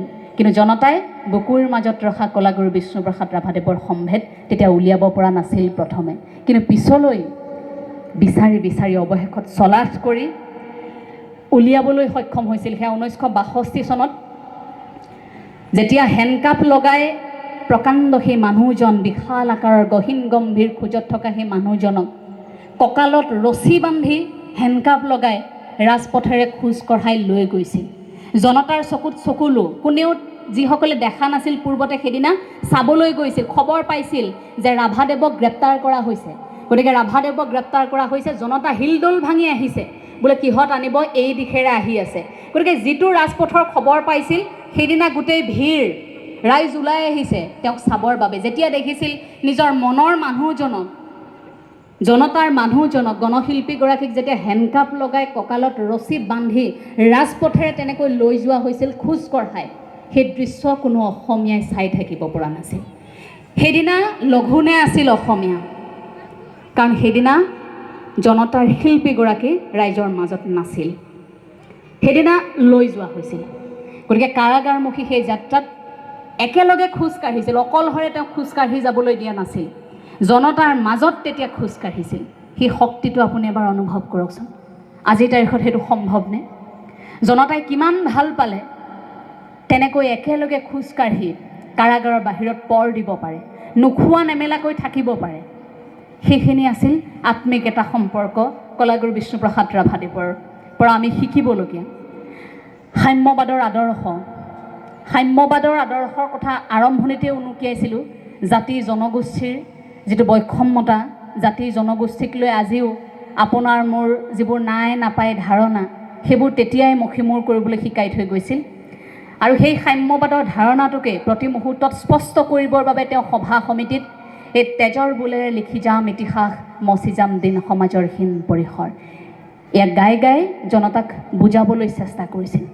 আৰু যেতিয়াই সভা সমিতিত সেইবোৰ গাবলৈ আৰম্ভ কৰিছিল, ক'বলৈ আৰম্ভ কৰিছিল, তেতিয়া ৰাইজেও বুজি পাইছিল। তেওঁ প্ৰথমখন ৰাজহুৱা সভা হৈছিল 1945 চনত। প্ৰথমখন ৰাজহুৱা সভা আছিল কলাগুৰু বিষ্ণুপ্ৰসাদ ৰাভাদেৱৰ, আৰু সেইখন হৈছিল পলাশবাৰীত। আৰু সেইখন সভাতেই এই বল বল বল বল কৃষক শক্তি দল অবনোৱা সমনীয়া আমি আগবাঢ়ি যাওঁ বল, এই গীতফাঁকি তেতিয়াই নিজেও গাইছিল। আৰু সেইদিনা সভাখনত যিমান মানুহ উপস্থিত আছিল, পলাশবাৰীৰ সেইখন প্ৰথম সভা, সেই সভাখনত সকলোকে গাবলৈ শিকাই দিছিল। আৰু তাৰ পিছৰ পৰাই প্ৰতিখন সভাতেই যেতিয়াই কথা ক'বলৈ তেওঁ উঠিছিল মঞ্চত, তেতিয়াই প্ৰতিখন সভাতেই এনেধৰণে কবিতা আৰু গীতৰ মাজেৰে সংগ্ৰাম এটি জগাই তুলিছিল। আৰু তেতিয়াই হয়তো অসমীয়াই অনুভৱ কৰিছিল যে এয়া কেৱল গীত মাত, কেৱল মনোৰঞ্জনৰ মাধ্যম নহয়, ই আমাৰ প্ৰতিবাদ হ'ব পাৰে, ই আমাৰ কথা এনেধৰণে প্ৰকাশ কৰিব পাৰে, এনেকুৱা এটা মাধ্যম হ'ব পাৰে যি আটাইতকৈ শক্তিশালী এটা মাধ্যমলৈ পৰিণত হ'ব পাৰে। গতিকে ইমান নিখুঁতকৈ গোটেইবোৰ পৰিকল্পনা কৰি কামবোৰ আগবঢ়াইছিল, সেই কথাটোৱে ক'ৰবাত নহয় ক'ৰবাত হৃদয়খন আমাক আচলতে চুই যায়। আৰু তাৰ পাছত কলাগুৰু বিষ্ণুপ্ৰসাদ ৰাভাদেৱৰ জীৱন সংগ্ৰামৰ সেই কাহিনীবোৰৰ শেষৰ অংশখিনিলৈ মই যদি চাওঁ, প্ৰতিবাদী সত্তাটোক যিমান পাৰি জীয়াই ৰাখিবলৈ চেষ্টা কৰিছে, কিন্তু লাহে লাহে মানুহজন এলাগী হৈ আহিছে এই অসম ভূমিত। হয়তো আদৰ্শগত কথাবোৰ মানুহে তেতিয়া থাকিও আলোচনা নকৰাৰ দৰে হ'ল। যিধৰণে এতিয়াও কলাগুৰু বিষ্ণুপ্ৰসাদ ৰাভাদেৱৰ আদৰ্শক আলোচনা কৰা আমি খুব কমেই দেখিবলৈ পাওঁ, সেই আদৰ্শটোক অনুভৱ কৰা আমি খুব কমেই দেখিবলৈ পাওঁ। সেয়া ভয় নে আন কিবা কাৰণ আমি নাজানো। সেই প্ৰশ্নটো আমি সুধিব বিচাৰোঁ যে কিয় আজিলৈকে কলাগুৰু বিষ্ণুপ্ৰসাদ ৰাভাদেৱৰ সেই আদৰ্শক মুকলিকৈ আলোচনা নহয় আমি বিচৰাৰ ধৰণে। এটা নিৰ্দিষ্ট দিনত ৰাভা সংগীতৰ, বিষ্ণুপ্ৰসাদ ৰাভাদেৱৰ সংগীতৰ প্ৰতিযোগিতা পাতি তাতেই যেন দায়িত্ব সামৰিছোঁ আমি অসমীয়াই। শেষৰ সময়ছোৱাত ইমানবোৰ দি থৈ গ'ল নিস্বাৰ্থভাৱে, আপুনি মই কিমান ধৰি ৰাখিব পাৰিলোঁ। সেই জীৱনটো ইমান সংঘাত, কাৰোবাক যদি কেতিয়াবা ভাল লাগিছিল, সেই মনৰ মানুহগৰাকীকো বৰ বেছি দিনলৈ তেওঁ পোৱা নাছিল, লগত হেৰুৱাইছিল। সেইবাবেই সেই বিৰহত পৰজনমৰ শুভ লগনত যদিহে আমাৰ হয় দেখা, সেয়া তেওঁ গাবলগীয়া হৈছিল। ভাল লগা আৰু মানুহ এগৰাকী মনৰ ভিতৰত ৰখা কিছু কথা ক'ব পৰা নাছিল, সেইবাবে তেওঁ কৈছিল, লগন উকলি গ'ল তেওঁ যে নহ'ল কোৱা। কিমান বেছি ৰোমান্টিক আৰু কিমান বেছি প্ৰতিবাদী। সেই একেজন মানুহৰ মাজত সেই দুটা দিশ কেনেকৈ হৃদয়খনত ভৰি আছে চাওকচোন। এই কথাবোৰ ক'ৰবাত আলোচনা কৰিলে, ফঁহিয়াই চালে হৃদয়খন কঁপি উঠে যে সেই মানুহজন শান্তিত আপোনাৰ মোৰ মাজত থাকিবলৈ বৰ বেছি দিন নেপালে। ইমান বেছি অৱদান ক'ৰ পৰা আৰম্ভ কৰিম, ক'ত শেষ কৰিম। আজি জয়মতী চিনেমাখনৰ কথা সকলোৱে আলোচনা কৰে। জ্যোতিপ্ৰসাদ আগৰৱালাদেৱক সকলোৱে কৃতজ্ঞতা জনায়। স্বাভাৱিকতে ৰূপকোঁৱৰ জ্যোতিপ্ৰসাদ আগৰৱালাদেৱে ইমানখিনি কষ্ট কৰি সেই প্ৰথমখন অসমীয়া বোলছবি অসমীয়া সমাজলৈ আগবঢ়াই দিলে, য'ত সতী জয়মতীৰ ত্যাগ, নিষ্ঠা, সতী জয়মতীৰ সেই দেশপ্ৰেম, জাতিপ্ৰেম আজি আমি অসমীয়া আদৰ্শ হিচাপে লওঁ। সেয়া প্ৰথম প্ৰয়াস আছিল। কিন্তু চিন্তাটো প্ৰথমে কলাগুৰু বিষ্ণুপ্ৰসাদ ৰাভাদেৱে কৰিছিল।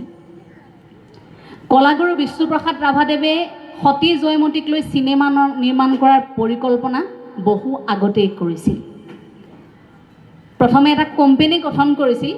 সেইটো সময় আছিল 1932 চন। তেতিয়া 1930ত তেওঁ ভিক্টোৰিয়া কলেজত আছেতো, তাৰপিছত 1932ত তেওঁ এটা কোম্পানী এগ্ৰ' পিকচাৰ্ছ কৰ্পৰেশ্যন, এই কোম্পানীটো গঠন কৰি 3জন মানুহ তাৰ পৰা লৈ আহিছিল কলিকতাৰ পৰা অসমলৈ লোকেশ্যন চাবৰ বাবে, যে ক'ত চিনেমাখনৰ শ্বুটিং কৰিলে ভাল হ'ব, ক'ত কি কৰিলে ভাল হ'ব। ইমান হেঁপাহ জয়মতীক তুলি ধৰাৰ, সতী জয়মতীক লৈ তেওঁ কাম কৰিব। এতিয়া কলিকতাৰ পৰিচালক, কলিকতাৰ প্ৰযোজক তেওঁলোকক অসমলৈ লৈ আহিছে লোকেশ্যন দেখুৱাবৰ বাবে, দৃশ্যগ্ৰহণৰ সকলোখিনি কাম আৰম্ভ কৰিব সোনকালে। কিন্তু সেইখিনি সময়তে তেওঁ অনুভৱ কৰিছে, আগে আগে সেই দলটো গৈ আছে, তেওঁ কীৰ্তিচিহ্নসমূহ দেখুৱাই গৈ আছে, অসমৰ ঠাইবোৰ দেখুৱাই গৈ আছে, যে ক'ত সতী জয়মতীৰ স্মৃতি বিজড়িত হৈ আছে, সকলোবোৰ দেখুৱাইছে। কিন্তু তাৰ পাছত কলাগুৰু বিষ্ণুপ্ৰসাদ ৰাভাদেৱে অনুভৱ কৰিলে, এই মানুহকেইজনক যে মই কলিকতাৰ পৰা লৈ আহিছোঁ, এওঁলোকে বাৰু আমাৰ সতী জয়মতীক অনুভৱ কৰিব পাৰিবনে? আৰু এওঁলোকে মই বিচৰা ধৰণে সেই চিনেমাখন বনাব পাৰিবনে? আৰু এওঁলোকে বাৰু আমাৰ সতী জয়মতীক অসমীয়া পোচাকযোৰ পিন্ধাবনে? কলিকতাৰ পৰিচালক প্ৰযোজক তেওঁলোকে বা কেনেধৰণে উপস্থাপন কৰে? আমি অসমীয়া সমাজে সতী জয়মতীক যেনেকৈ হৃদয়খনত ৰাখিছোঁ, তেনেকৈ আন এজন মানুহে বুজি পোৱাত ক'ৰবাত নহয় ক'ৰবাত অকণমান সময় নিশ্চয়কৈ প্ৰয়োজন হ'ব। সেই কথাটো কলাগুৰু বিষ্ণুপ্ৰসাদ ৰাভাদেৱে অনুভৱ কৰি সেই কামটো তেতিয়াই তাত সামৰি এখন চিঠি পৰৱৰ্তী মুহূৰ্তত যেতিয়াই গম পাইছিল যে ৰূপকোঁৱৰ জ্যোতিপ্ৰসাদ আগৰৱালায়ো সেই শিক্ষাৰে শিক্ষিত হৈ আহিছে, সেইবাবে সেই শিক্ষা গ্ৰহণ কৰাৰ বাবে, চিনেমা নিৰ্মাণৰ বিশেষ শিক্ষা গ্ৰহণ কৰাৰ বাবে ৰূপকোঁৱৰ জ্যোতিপ্ৰসাদ আগৰৱালাদেৱলৈ এখন চিঠি লিখি কৈছিল যে এই চিনেমাখন বৰ ভাল হ'ব, কামখিনি আগবঢ়া, মই যিমানখিনি কৰিব লাগে সেইখিনিৰ সহায় কৰিম। আৰু সেই চিনেমাখনত এটা চৰিত্ৰ কৰাৰ কথাও কৈছিল, কিন্তু পিছলৈ সেয়া সম্ভৱ হৈ নুঠিল। তেখেতে বোলে গদাবাণীৰ চৰিত্ৰটো কৰিবলৈ মন কৰিছিল, কিন্তু সেয়া সম্ভৱ হৈ পৰৱৰ্তী মুহূৰ্তত আচলতে নুঠিল। আৰু সেই চিনেমাখন আপুনি এবাৰ অনুভৱ কৰকচোন, যে প্ৰথম কলাগুৰু বিষ্ণুপ্ৰসাদ ৰাভাদেৱে সেই চিন্তাটো কিন্তু কৰিছিল। সেই চিন্তাটো কৰাৰ পাছতেই সেই কথাখিনি আলোচনা কৰিলে ৰূপকোঁৱৰ জ্যোতিপ্ৰসাদ আগৰৱালাৰ সৈতে। তাৰ পাছতে সেই প্ৰথমখন অসমীয়া বোলছবি আমি অসমীয়াই আচলতে পালোঁ। সেইটো কিমান ভাল লগা কথা, কিমান গৌৰৱৰ কথা। যদিও চিনেমাখন তেওঁ পোনপটীয়াকৈ থাকি তাত সহযোগিতা আগবঢ়োৱাৰ ক্ষেত্ৰত সম্ভৱ হৈ নুঠিল পৰৱৰ্তী পৰিৱেশ পৰিস্থিতিৰ বাবে, কিন্তু সেই বিশেষ গীতটো যি জয়দৌলৰ পাৰৰ সেই স্মৃতিক প্ৰতি মুহূৰ্তত সোঁৱৰাই, সেই গীতটো কিন্তু ৰচনা কৰি থৈ গ'ল জয়া নাই জয়া নাই। সেই জয়া নাই জয়া নাই গীতটো যিমানবাৰ শুনিছোঁ, যিমানবাৰ হয়তো আপোনালোকেও শুনিছে, আপোনালোকৰো ক'ৰবাত নহয় ক'ৰবাত দুচকু ওলাইছে, ক'ৰবাত নহয় ক'ৰবাত আপোনালোকৰ হৃদয়খন উচুপি উঠিছে, যে কেনেকৈ সেই ত্যাগক গীত এটিৰ মাজেৰে কেনেকৈ আচলতে উপস্থাপন কৰিব পাৰে। সেই বিশাল সতী জয়মতীৰ সেই ত্যাগ জয়া নাইৰ বিননিত কেনেকৈ স্পষ্ট হৈ পৰে, ভাবিলেই খুব আচৰিত লাগে। গতিকে কলাগুৰু বিষ্ণুপ্ৰসাদ ৰাভাদেৱে নিজৰ সেই দায়িত্ব তেনেকৈ আচলতে পালন কৰি থৈ গৈছিল। এদিন এখন সভাত তেওঁ কোনোৱে সুধিছিল যে আপোনাৰ কোনো ভৱিষ্যত নাই নেকি নিজৰ? আপুনি যে অকল এই মানুহখিনিৰ হৈ কাম কৰি থাকে, কি পায় মানুহখিনিক লৈ কাম কৰি? এই মানুহখিনিয়ে আপোনাক কি দিছে? তেতিয়া কৈছিল যে অসমৰ এই সাধাৰণ এই কৃষক শ্ৰেণী, বনুৱা শ্ৰেণী, এই সাধাৰণ জনতাই মোৰ ভৱিষ্যত, তাৰ বাহিৰে মোৰ নিজা একো ভৱিষ্যত নাই। সেই নিজা একো ভৱিষ্যত নাই বুলি ভাবিয়ে মোৰ ভৱিষ্যতে একো বিশেষ একো মোৰ আৰু কৰিবলগীয়া নাই মোৰ ব্যক্তিগত জীৱনৰ বাবে। মোৰ যদি কৰিবলগীয়া আছে এই মানুহখিনিৰ বাবেই কৰিবলগীয়া আছে। সেই কথাটোকে উনুকিয়াই মাত্ৰ কেইসাঁজমান কাপোৰতে জীৱনটো পাৰ কৰি থৈ গৈছিল। ইমানবোৰ টকা পইচাৰ গৰাকী, চাকৰিও পাইছিল। দেউতাক ভাবি চাওক, সেই সময়ত ব্ৰিটিছ শাসনত থকা ব্ৰিটিছৰ এগৰাকী ভাল সেনা বিষয়াৰ তেওঁ দায়িত্বত আছিল দেউতাক। কিমান ভাল এটি চাকৰি, কোনো ধৰণৰ অভাৱ নাছিল ঘৰখনত, কিন্তু সেই চাকৰিটো তেওঁ দলিয়াই দিছিল। DSPৰ চাকৰি সেইখিনি মুহূৰ্তত তেওঁক দিছিল, কিন্তু সেই চাকৰিটোও তেওঁ নকৰাকৈ জনতাৰ মাজত কাম কৰি খাম, জনতাৰ সৈতে কাম কৰিম আৰু ৰাইজৰ লগত থাকিম বুলি সেই সকলোবোৰ দলিয়াব পাৰিছিল। সেই সকলোবোৰ থাকিও আভিজাত্য গাত আহিবলৈ দিয়া নাছিল। সেইবাবে সদায় শিপিনীয়ে বোৱা গাত এৰী চেলেংখন লৈ আছিল। সাধাৰণ এযোৰ পোছাক লৈ দিন অতিবাহিত কৰিছিল। ইচ্ছা কৰিলে প্ৰত্যেক দিনাই বেলেগ বেলেগ কাপোৰ পিন্ধিব পৰাকৈ অৰ্থনৈতিকভাৱে সিমানখিনি সবলো আছিল, কিন্তু প্ৰদৰ্শনকামিতাত তেওঁ কেতিয়াও দৃষ্টি ৰখা নাছিল। সেইবাবেই তেওঁ ভাবিছিল যে মই যি কৰিছোঁ ৰাইজৰ বাবে, আৰু মই যদি জনতাৰ মাজত আছোঁ, যদি দুখীয়া শ্ৰেণীৰ মই সাহস হ'ব খুজিছোঁ, তেন্তে মই সেইসকলৰ মাজতেই মৃত্যু হ'ব লাগিব। সেইসকলৰ মাজতেই মোৰ কাম, মোৰ তাতেই জন্ম আৰু তাতেই মই শেষ হ'ব বিচাৰোঁ। ইমান মহান উদ্দেশ্যৰে প্ৰতি মুহূৰ্তত কাম কৰি যোৱা সেই বিশাল ব্যক্তিত্ব, আজি সেই আদৰ্শক আপুনি মই ভালকৈ পালন কৰিব পৰা নাই। তাৰ বাবে কিন্তু আমি খুব দুৰ্ভাগ্যবশতঃ আমি সেই আদৰ্শখিনিক পালন কৰিব নোৱাৰাৰ বাবে আজিৰ এই সময়খিনিত আমি ক্ষমা বিচাৰিব লাগে তেখেতৰ ওচৰত, যে আমি পৰা নাই সেই আদৰ্শক জীয়াই ৰাখিবলৈ। কাৰণ সেই সাম্যবাদী ধাৰণাটোকে আমি প্ৰতিষ্ঠা কৰিবলৈ সক্ষম হোৱা নাই। তেখেতৰ সকলোখিনি ত্যাগ কৰিব পৰাৰ যিটো ক্ষমতা, সেইখিনিকে আপুনি মই অনুভৱ কৰিব পৰা নাই। ইমানবোৰ দান দিব পৰা মানুহজনক খুব ওচৰৰ পৰা যিসকলে পাইছে সেইখিনি অনুভৱ কৰে যে এজন মানুহে জীৱনকালত কিমান এৰিব পাৰে, কিমান ত্যাগ কৰিব পাৰে। ইচ্ছা কৰিলে যেতিয়া নৃত্যশিল্পী হিচাপে তেওঁ প্ৰতিষ্ঠিত হৈছিল, তেতিয়াও পৃথিৱীৰ অন্যান্য প্ৰান্তত নৃত্যশিল্পী হিচাপে নিজক প্ৰতিষ্ঠিত কৰিব পাৰিলেহেঁতেন বা সংগীত শিল্পী হিচাপে প্ৰতিষ্ঠিত কৰিব পাৰিলেহেঁতেন, কিন্তু সেইখিনি নকৰি এই অসমখনকে বুকুত সাৱৰি এই অসমখনতে ঘূৰি ফুৰিলে। কেতিয়াবা উজনিত, কেতিয়াবা নামনিত, কেতিয়াবা কোচবিহাৰত, কেতিয়াবা কলিকতাত গৈ থাকে, কিন্তু শান্তি নাই। য'তেই যায় ত'তেই তেওঁক বিচাৰি যে কমৰেড বিষ্ণুপ্ৰসাদ ৰাভা ইয়ালৈ আহিছিল নেকি, কমৰেড বিষ্ণুপ্ৰসাদ ৰাভাক যিকোনো মুহূৰ্ততে গ্ৰেপ্তাৰ কৰা হ'ব পাৰে। এই বাতৰিটো ইমানেই বিয়পি পৰিল যে কোনো এটা প্ৰান্ততেই বিষ্ণুপ্ৰসাদ ৰাভাদেৱ শান্তিত থাকিবলৈ নাপালে। আজি ইমান বছৰ পাছত আজি আমি যেতিয়াই সেই কথাবোৰ লুটিয়াই চাওঁ, ফঁহিয়াই চাওঁ, হয়তো ক'ৰবাত নিজকে অসমীয়া হিচাপে দুখীও লাগে। সেই আদৰ্শবোৰৰ আলোচনা বহু আগতেই হ'ব লাগিছিল। আদৰ্শবোৰৰ আলোচনাবোৰ ক'ৰবাত নহয় ক'ৰবাত আচলতে সীমিত হৈ আছে।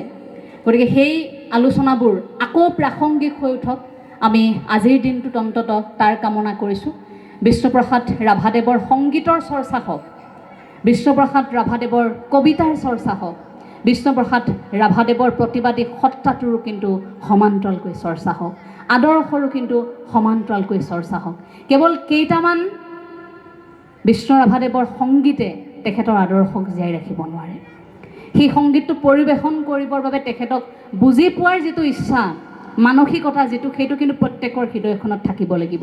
কিন্তু হঠাতে আমি আজিকালি কি হোৱা দেখিবলৈ পাওঁ, এখন কৰ্মশালা পাতে, বোলে বিষ্ণু ৰাভাৰ সংগীতৰ প্ৰতিযোগিতা আছে অমুক তাৰিখে, গতিকে ইয়াত কৰ্মশালা হ'ব, শিকাই দিয়া হ'ব, আৰু আমাৰ নতুন প্ৰজন্ময়ো সেই বাছি নিৰ্দিষ্ট কেইটামান গীত, যিকেইটা খুব সহজ, ধুনীয়াকৈ আয়ত্ব কৰিব পাৰি, মাক দেউতাকেও সেইকেইটাহে শিকিবলৈ জোৰ দিয়ে যে এইটো গালে পুৰস্কাৰ পাবে।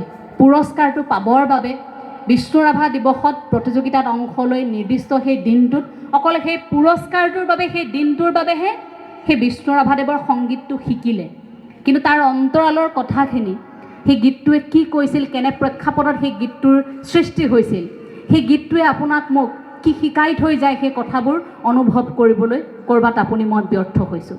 আৰু এই ক্ষেত্ৰত মোৰ এটা ক্ষোভ আছে অসমৰ যিসকল খুব জনপ্ৰিয় গায়ক গায়িকা আছে, অসমৰ জনপ্ৰিয় বহু গায়ক গায়িকায়ো আজিৰ এই সময়খিনিত বিষ্ণুপ্ৰসাদ ৰাভাদেৱৰ সংগীতৰ যিমান চৰ্চা কৰিব লাগিছিল সেইখিনি চৰ্চা ক'ৰবাত বৰেণ্য এগৰাকী দুগৰাকী শিল্পীৰ বাহিৰে, জ্যেষ্ঠসকলৰ বাহিৰে নতুন প্ৰজন্মৰ তথাকথিত তেনে জনপ্ৰিয় গায়ক গায়িকাই কিন্তু সেইখিনি কৰা দেখিবলৈ পোৱা নাযায়। সেইখিনি কিয় নকৰে? কাৰণ বিষ্ণুপ্ৰসাদ ৰাভাদেৱৰ সংগীতটো জটিল হয়।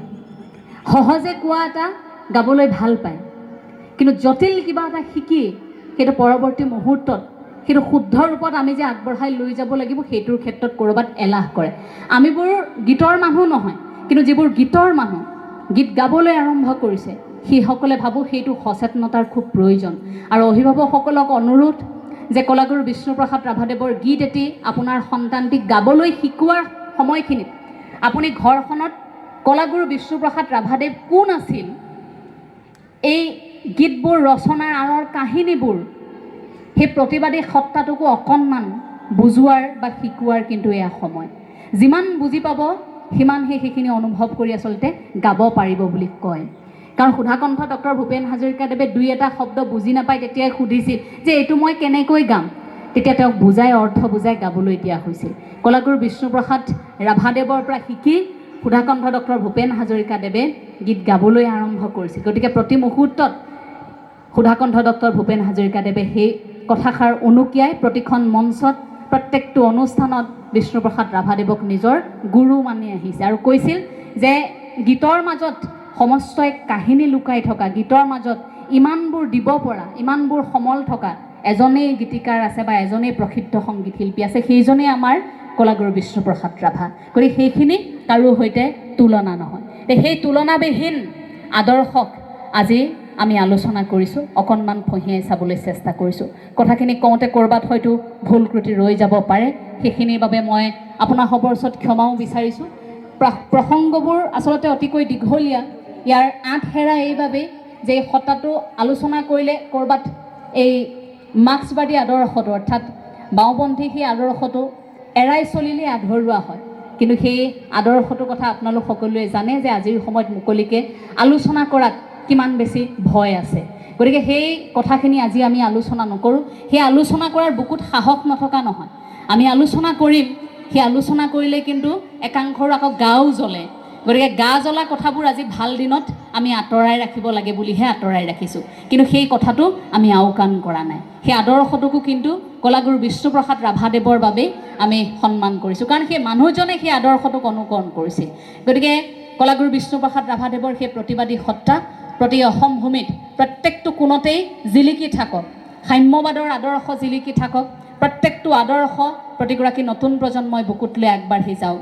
সভাত যেতিয়া আৰম্ভণিতেই তেখেতে এটি বৰগীত গায়, বৰগীতটোৰ পাছত বৰগীতটো পৰিৱেশন কৰাৰ পিছত সেই একেজন মানুহে যেতিয়া এটা লোকগীত গায় আৰু অনুষ্ঠান শেষ হোৱাৰ সময়খিনিত যেতিয়া একেজন মানুহে এটা বিপ্লৱী গীত গায়, ৰাইজ থৰ হৈ চায়। ৰাইজে ভাবে যে এজন মানুহে এই তিনিওটা সত্তা একেলগে কঢ়িয়াব পাৰেনে? আৰম্ভণিতে বৰগীত পৰিৱেশন কৰিলে, এতিয়া লোকগীত গালে, আৰু এতিয়া দেখিছোঁ তেওঁ বিপ্লৱী গীত এটাও গাই থৈ গ'ল। এয়া সম্ভৱনে এজন মানুহৰ? সকলোৱে থৰ হৈ চায়। উত্তৰটো কলাগুৰু বিষ্ণুপ্ৰসাদ ৰাভাই মিচিকিয়াই হয়তো দি থৈ যায়। ঘণ্টাৰ পাছত ঘণ্টা তেখেতে কথা কৈ থাকে, কিন্তু সেই কথাবোৰ ক'বৰ বাবে কোনো ধৰণৰ লিখিত আখৰাৰ প্ৰয়োজন নাথাকে। এবাৰ বিশেষ মঞ্চলৈ তেখেতক আমন্ত্ৰণ জনাইছিল। তেখেতক আমন্ত্ৰণ জনোৱাৰ পিছত তেখেতে কথা ক'লে। প্ৰথমতে সেই মঞ্চখনত বোলে তেখেতক আনিব বিচৰা নাছিল, বিষ্ণুপ্ৰসাদ ৰাভাদেৱক আনিব বিচৰা নাছিল। বোলে এইজন ক'ৰ হাতত বন্দুক লৈ থকা মানুহ, কি এনে প্ৰতিবাদী মানুহ, এইজন মানুহে আৰু কি এনেকুৱা কথা ক'ব, সেইজনক মাতিব নালাগে দিয়া, অকণমান কোমল অন্তৰৰ মানুহ এজন হ'লে ভাল, মিঠা মিঠা কথা ক'ব। গতিকে সেই মিঠা মিঠা কথা কোৱা মানুহ বিচাৰিছিল, সেই হাতত বন্দুক লৈ থকা মানুহজন বিচৰা নাছিল, যিটো বন্দুক কিন্তু কেতিয়াও ফুটাও নাছিল দেই। যদিও হাতত বন্দুক আছিল, সেই বন্দুকটো কিন্তু ফুটা নাছিল। গতিকে সেইটো এটা ভুল ব্যাখ্যা হ'ব নালাগে অসমত। তেওঁক সংগ্ৰামী সজাবলৈ গৈ, তেওঁক জংগী সজাবলৈ গৈ সেই ধৰণে হাতত থকা বন্দুকটোক লৈ তেওঁক সমালোচনা কৰাটো কিন্তু আমি নতুন প্ৰজন্মই সহ্য নকৰিম। হাতত থকা বন্দুকটো আছিল, কিন্তু ফুটোৱা নাছিল, ফুটাব লগা পৰিস্থিতিও হোৱা নাছিল। সেই নোহোৱাকৈ সেইখিনি পৰিস্থিতি নিয়ন্ত্ৰণ কৰিছিল। বাৰু যি কি নহওক সেই সভাখনলৈ তেওঁক মাতিলে কোনোমতে। এতিয়া কেইবাজনো ছাত্ৰই গৈ মাতি আনিলে, মাতি অনাৰ পিছত তেওঁ কথা ক'লে, কথা কৈ যোৱাৰ পিছত এতিয়া সেই যিখন অনুষ্ঠানলৈ গৈছিল সেই অনুষ্ঠানৰ জ্যেষ্ঠসকলে পিছদিনা ছাত্ৰসকলক মাতি আনিছে বোলে ইমান ভাল কথা ক'লে, এটা কাম কৰা, তেখেতৰ গোটেই ভাষণটো আমাৰ পৰৱৰ্তী আলোচনী প্ৰকাশ পাব লাগিব, এইখিনি লাগে, তেখেতৰ পৰা তোমালোকে লৈ অনা যোৱা। প্ৰথম দিনা অনুষ্ঠানলৈ মাতিবলৈ যাওঁতেই ভয় খাইছিল। দুদিন মাতিবলৈ গৈ ঘূৰি আহিছে কোঠাটোত সোমাই, বিষ্ণুপ্ৰসাদ ৰাভাদেৱৰ সন্মুখত মূৰ তুলি কথাই ক'ব পৰা নাই যে আপোনাক আমি মাতিবলৈ আহিছোঁ অনুষ্ঠানৰ বাবে। দুদিনকৈ ঘূৰি অহাৰ পিছত অনুষ্ঠান শেষ হোৱাৰ পিছত আকৌ কি বুলিনো সেই কথাখিনি বিচাৰি যায়। গতিকে সেই কথা আৰু বিচৰা নহ'ল, আৰু তেওঁলোকেও বুজি পালে যে কলাগুৰু বিষ্ণুপ্ৰসাদ ৰাভাদেৱৰ সেইখিনি অন্তৰৰ কথা, কথাবোৰ লিখিত আকাৰে তেওঁ কেতিয়াও ক'ৰবাত লৈ গৈ কথা চাই কেতিয়াও অনুষ্ঠানত ভাষণ প্ৰদান কৰা নাছিল। গতিকে কলাগুৰু বিষ্ণুপ্ৰসাদ ৰাভাদেৱৰ সেই বাকপটু গুণটোৱেও ৰাইজক আকৃষ্ট কৰিছিল। 3 ঘণ্টা 4 ঘণ্টা 5 ঘণ্টালৈকেও ভাষণ দিছিল। ঠায়ে ঠায়ে গৈ শুই থকা জনতাক জগাবলৈ সেইখিনি পন্থা হাতত লৈছিল, আৰু সেইবাবেই হয়তো চাগে সকলোৱে ভয় কৰিছিল। ভয় কৰাৰ কাৰণ সেইটোৱে আছিল যে এই মানুহজন যদি এনেকৈ কথা কৈ থাকিবলৈ হয় তেন্তে বাকীবোৰৰ আৰু ৰক্ষা নাই। সেই ভয়টোতেই ক'ৰবাত আমাৰ মাজৰ পৰা শান্তিত থাকিবলৈ নিদিয়াকৈ মানুহজনক এটা বিশেষ প্ৰক্ৰিয়াৰে লৈ যোৱা হ'ল। যদিও শাৰীৰিক অসুস্থতা আছিল কিন্তু যথেষ্ট মানসিক অশান্তিত থকা দিনকেইটা পাৰ কৰিছিল। ৰাইজৰ এটা অনুৰোধ, ছাত্ৰ ছাত্ৰীসকলৰ বাবে কিবা এটা ক'ব লাগে, এটা বিশেষ টোকা আহিছে। এতিয়া ছাত্ৰ ছাত্ৰীসকলৰ বাবে কিবা এটা ক'বলৈ কৈছে, গতিকে সেই প্ৰসংগটো কিন্তু কলাগুৰু বিষ্ণুপ্ৰসাদ ৰাভাদেৱৰ এই বিষয়বস্তুৰ পৰা অকণমান আঁতৰিহে ক'ব লাগিব। প্ৰাসংগিক বিষয় আপোনাসবে বিচাৰিছে, গতিকে সেইটোৰ ওপৰতে অকণমান ক'ব বিচাৰিছোঁ। আমাক নিৰ্দিষ্ট যিহেতু বিষয়বস্তু দিয়া হোৱা নাছিল, সেইবাবে আমি কলাগুৰু বিষ্ণুপ্ৰসাদ ৰাভাদেৱৰ আমাৰ অন্তৰেৰে যিখিনি কথা আচলতে স্পৰ্শ কৰিব পাৰে সেইখিনি কথাহে, যিমানলৈকে আমাৰ মগজুৱে ঢুকি পায়, আচলতে খুব সীমিত জ্ঞান আমাৰ, সেইখিনিৰ কথা আপোনালোকক ক'বলৈ চেষ্টা কৰিলোঁ। তথাপিও আপোনালোকে বিচাৰিছে যে ছাত্ৰ ছাত্ৰীসকলৰ বাবে দুআষাৰ ক'ব লাগে। আজিৰ প্ৰজন্ম, নতুন প্ৰজন্ম, এইসকলক আমি কিবা পৰামৰ্শ দিব পাৰিম জানো? কাৰণ আমি নিজেও এগৰাকী নতুন প্ৰজন্মৰ, পৰামৰ্শ দিয়াৰ মৰসাহ আমি কৰিব নোৱাৰোঁ। অভিযোগৰ যদি আঙুলি আপোনালোকলৈ দিওঁ তাৰে 3টা আঙুলি আমালৈ থাকে যে আমিনো কি কৰিছোঁ। গতিকে আমি নিজে যেতিয়া উদাহৰণ হ'ব পৰা নাই, আমি যেতিয়া বিশেষ একো কৰিব পৰা নাই, আমি নতুন প্ৰজন্মক উপদেশ আমি দিব নোৱাৰোঁ বা পৰামৰ্শ দিব নোৱাৰোঁ, কিন্তু কথা কেইটামান আমি আলোচনা কৰিব পাৰোঁ। বৰ্তমান সময়ৰ ইয়াত উপস্থিত থকা যিসকল ছাত্ৰ ছাত্ৰী, মই সেইসকলক অফুৰন্ত শুভেচ্ছা আৰু শুভকামনা জ্ঞাপন কৰিছোঁ। এই সময় বৰ জটিল সময়। আমি এনেকুৱা এক সময়ত বাস কৰিছোঁ য'ত যান্ত্ৰিকতাৰ এই পৃথিৱী, বিশ্বায়নৰে সময়, য'ত খোজে প্ৰতি প্ৰযুক্তিয়ে আমাক এটাৰ পাছত আন এটা বস্তু উপহাৰ হিচাপে দি গৈছে। সেয়া উদাহৰণ হাততে থকা এই এবেগেটীয়া পৃথিৱীখন, অৰ্থাৎ আমাৰ স্মাৰ্টফোনটো, হাতত মই লৈ থকা এই মাইক্ৰফোনটো, আমি প্ৰত্যেকটো মুহূৰ্তত ব্যৱহাৰ কৰি থকা দৈনন্দিন জীৱনৰ প্ৰত্যেকটো সামগ্ৰী আপুনি যদি চালি জাৰি চাই যে আজিৰ পৰা বহু বছৰ আগত আপুনি ব্যৱহাৰ কৰা বস্তু আৰু আজি আপুনি ব্যৱহাৰ কৰি থকা বস্তু, তাৰ পৃথকতা কেনেধৰণৰ। সমাজ পৰিৱৰ্তনশীল, সেই পৰিৱৰ্তনশীল সমাজখনত আপুনি মই আগুৱাই গৈছোঁ। এই সময়খিনিত প্ৰযুক্তিয়ে যি দিছে আমি ব্যৱহাৰ কৰিছোঁ, কিন্তু তাৰ বাবে নতুন প্ৰজন্ম জগৰীয়া নেকি? অভিযোগৰ আঙুলি থাকে নতুন প্ৰজন্মলৈ যে নতুন প্ৰজন্মই ক'ৰবাত নিজৰ শিপাডাল পাহৰি গৈছে, অতিমাত্ৰা প্ৰযুক্তিৰ ব্যৱহাৰত ব্যস্ত হৈ থাকে, সেই অভিযোগৰ আঙুলি থাকে।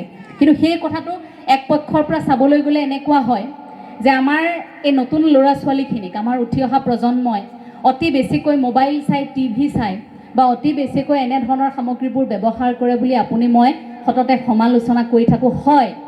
কিন্তু আপোনাৰ মোৰ বা আমাৰ জ্যেষ্ঠসকল, যিসকল ইয়াত বহি আছে বয়োজ্যেষ্ঠ, সেইসকলৰ সময়খিনিতো যদি এই মোবাইলটো ওলালেহেঁতেন, সেইসকলৰ সময়খিনিতো যদি টিভিটো ওলালেহেঁতেন, তেওঁলোকে বাৰু নোচোৱাকৈ বা ব্যৱহাৰ নকৰাকৈ থাকিলহেঁতেননে?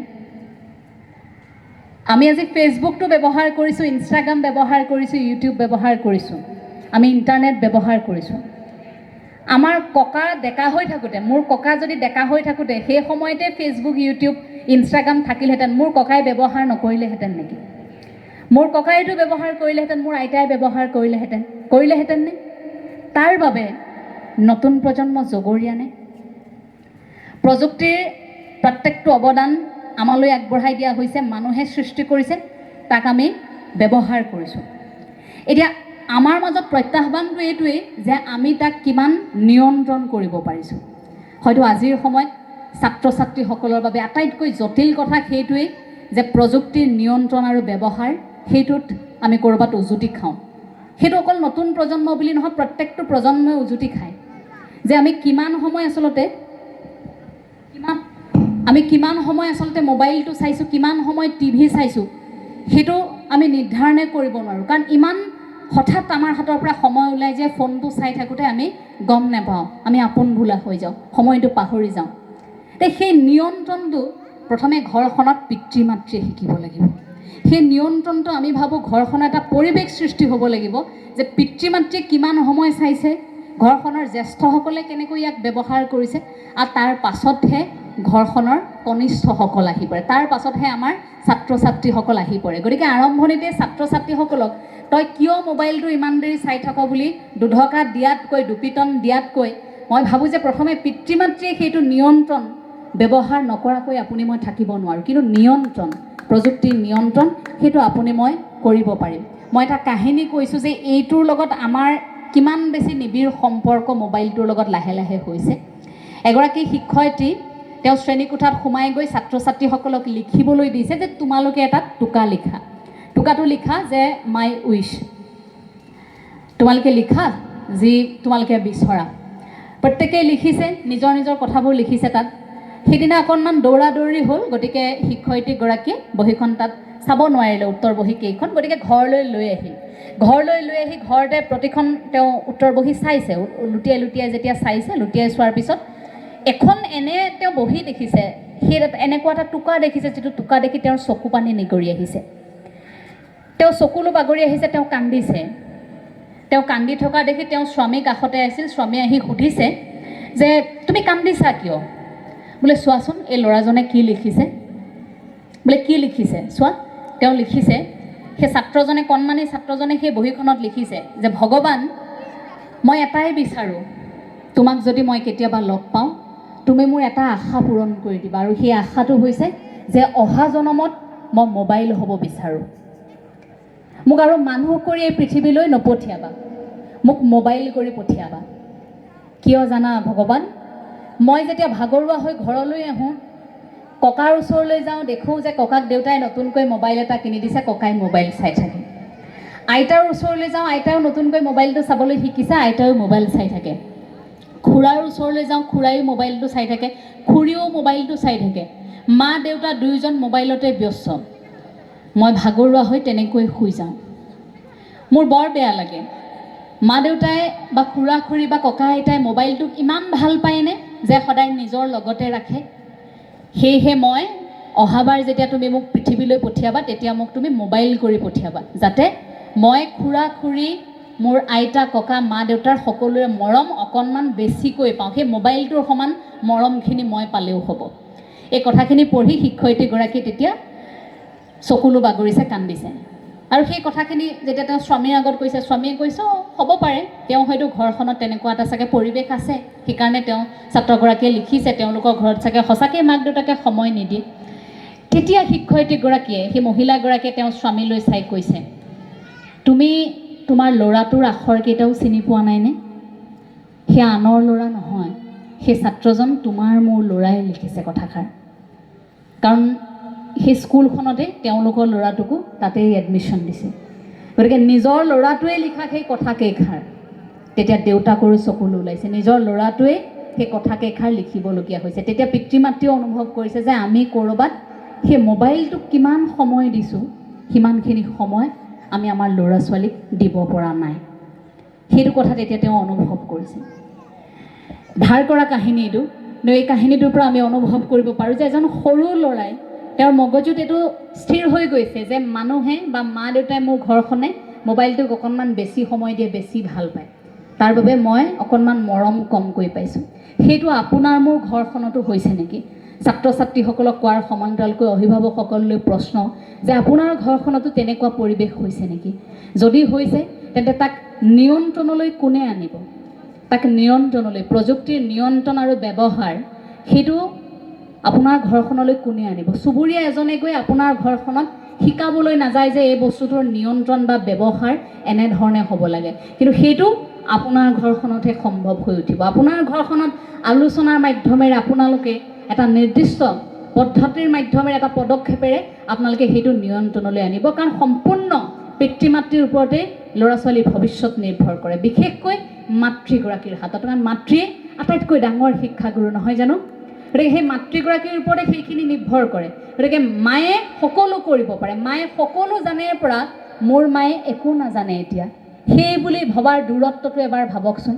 সৰু হৈ থাকোঁতে আপোনাৰ সেই ল'ৰাটিয়ে আপোনাৰ মুখলৈ চাই আপোনাক কয়, অবান্তৰ কিছুমান বস্তু আনি দিবলৈ কয়, মা জোনবাইটো তুমি আনি দিবা। হয়তো আপোনাৰ শিশুটোৱে ভাবে যে আপুনি ইচ্ছা কৰিলে জোনবাইটোও আনি দিব পাৰিব, কিন্তু আপোনাৰ ল'ৰাটোৱে নাজানে যে জোনবাইটো এনেকৈ আনি দিব নোৱাৰে। কিন্তু আপুনি নিচুকাই নিচুকাই কয়, শুন তুমি শুই যোৱা, মই তোমাক জোনবাইটো আনি দিম দেই। সেইখিনি মুহূৰ্তত আপোনাৰ ল'ৰাটোৱে আপোনালৈ চাই কি ভাবে, আপোনাৰ ছোৱালীজনীয়ে আপোনালৈ চাই কি ভাবে, যে মায়ে সকলো পাৰে, এই পৃথিৱীত মায়ে নোৱাৰা কাম একো নাই। কিন্তু লাহে লাহে যেতিয়া আপোনাৰ বয়স হয়, আপুনি মই বৃদ্ধ হৈ আহিম, তেতিয়া হয়তো সেই একেজন সন্তানে এদিন ভাবিবলৈ বাধ্য হ'ব যে মোৰ মায়ে একো নাজানে। স্কুললৈ যাবলৈ আৰম্ভ কৰাৰ লগে লগে স্কুলৰ মিছে বা স্কুলৰ শিক্ষয়িত্ৰীগৰাকীয়ে জানে মায়ে নাজানে, এই ধাৰণাটো আৰম্ভ হ'ল। সেই সময়খিনি ক'ত হ'ল, যেতিয়া আপুনি একেবাৰে বৃদ্ধ হৈ আহিছে, সেইখিনি মুহূৰ্তত সেই মায়ে জানেৰ পৰা মায়ে নাজানেলৈকে সময়খিনি এবাৰ অনুভৱ কৰকচোন। চকুৰ আগতে পাৰ হৈ যোৱা কেইটামান বছৰ, আৰু সেই আৰম্ভণি বছৰকেইটাতে যদি আপুনি গুৰুত্ব নিদিয়ে, আৰম্ভণি বছৰকেইটাতে যদি আপোনাৰ সন্তানক, আপোনাৰ ঘৰখনত থকা ল'ৰা ছোৱালীৰ ভৰণ পোষণত, ল'ৰা ছোৱালীক ডাঙৰ কৰাৰ ক্ষেত্ৰত আপুনি সেই পদক্ষেপখিনি হাতত নলয়, পিছত কিন্তু বুকু ঢকিয়াই কান্দি লাভ নাই।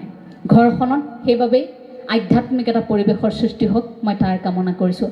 ছাত্ৰ ছাত্ৰীসকলে প্ৰযুক্তিৰ নিয়ন্ত্ৰণ আৰু ব্যৱহাৰ প্ৰত্যেকেই সেইটো জ্ঞান লাভ কৰিবলৈ সক্ষম হওক, প্ৰত্যেকেই সেইটো নিজাকৈ অনুভৱ কৰক যে আমি কিমান সময় চাম, কিমান সময় ইয়াক ব্যৱহাৰ কৰিম। আৰু ইয়াৰ উপৰিও চাইবাৰ সুৰক্ষাৰ জ্ঞানবোৰ আমাৰ প্ৰত্যেকগৰাকী নতুন প্ৰজন্মই, প্ৰত্যেকগৰাকী ছাত্ৰ ছাত্ৰীয়ে সেইখিনি জ্ঞান লৈ ঘৰখনত তাৰ বিষয়ে এক সজাগতামূলক আলোচনা হওক প্ৰতিখন ঘৰতে। কাৰণ লাহে লাহে চাইবাৰ অপৰাধ ইমান বৃদ্ধি পাবলৈ ধৰিছে, সেইটো আপুনি ভাবিব নোৱাৰে। আমি হাতত লৈ থকা এই স্মাৰ্টফোনটোৱে কোন সময়ত আপোনাৰ মোৰ বিপদ ঘটাব পাৰে। এই স্মাৰ্টফোনটোত আপুনি মই কিমান তথ্য প্ৰতি মুহূৰ্তত দি আছোঁ, যাৰ বাবে কাইলৈ আপুনি মই বিপদত পৰিব পাৰোঁ, সেই কথাবোৰ আপুনি মই সততে আলোচনা নকৰোঁ। আমি সেই কথাবোৰ এখন ঘৰত চাইবাৰ সুৰক্ষাজনিত কথাবোৰ, ইয়াৰ পৰা হ'ব পৰা বিপদ, প্ৰত্যেকটো বস্তুৰ পৰা হ'ব পৰা বিপদৰ প্ৰতি বিপদৰ এটা আগজাননী থাকে। সেই আগজাননীৰ প্ৰতি সকলো সচেতন হৈ সেইখিনি আলোচনা কৰাটো আমি খুব প্ৰয়োজন বুলি ভাবোঁ।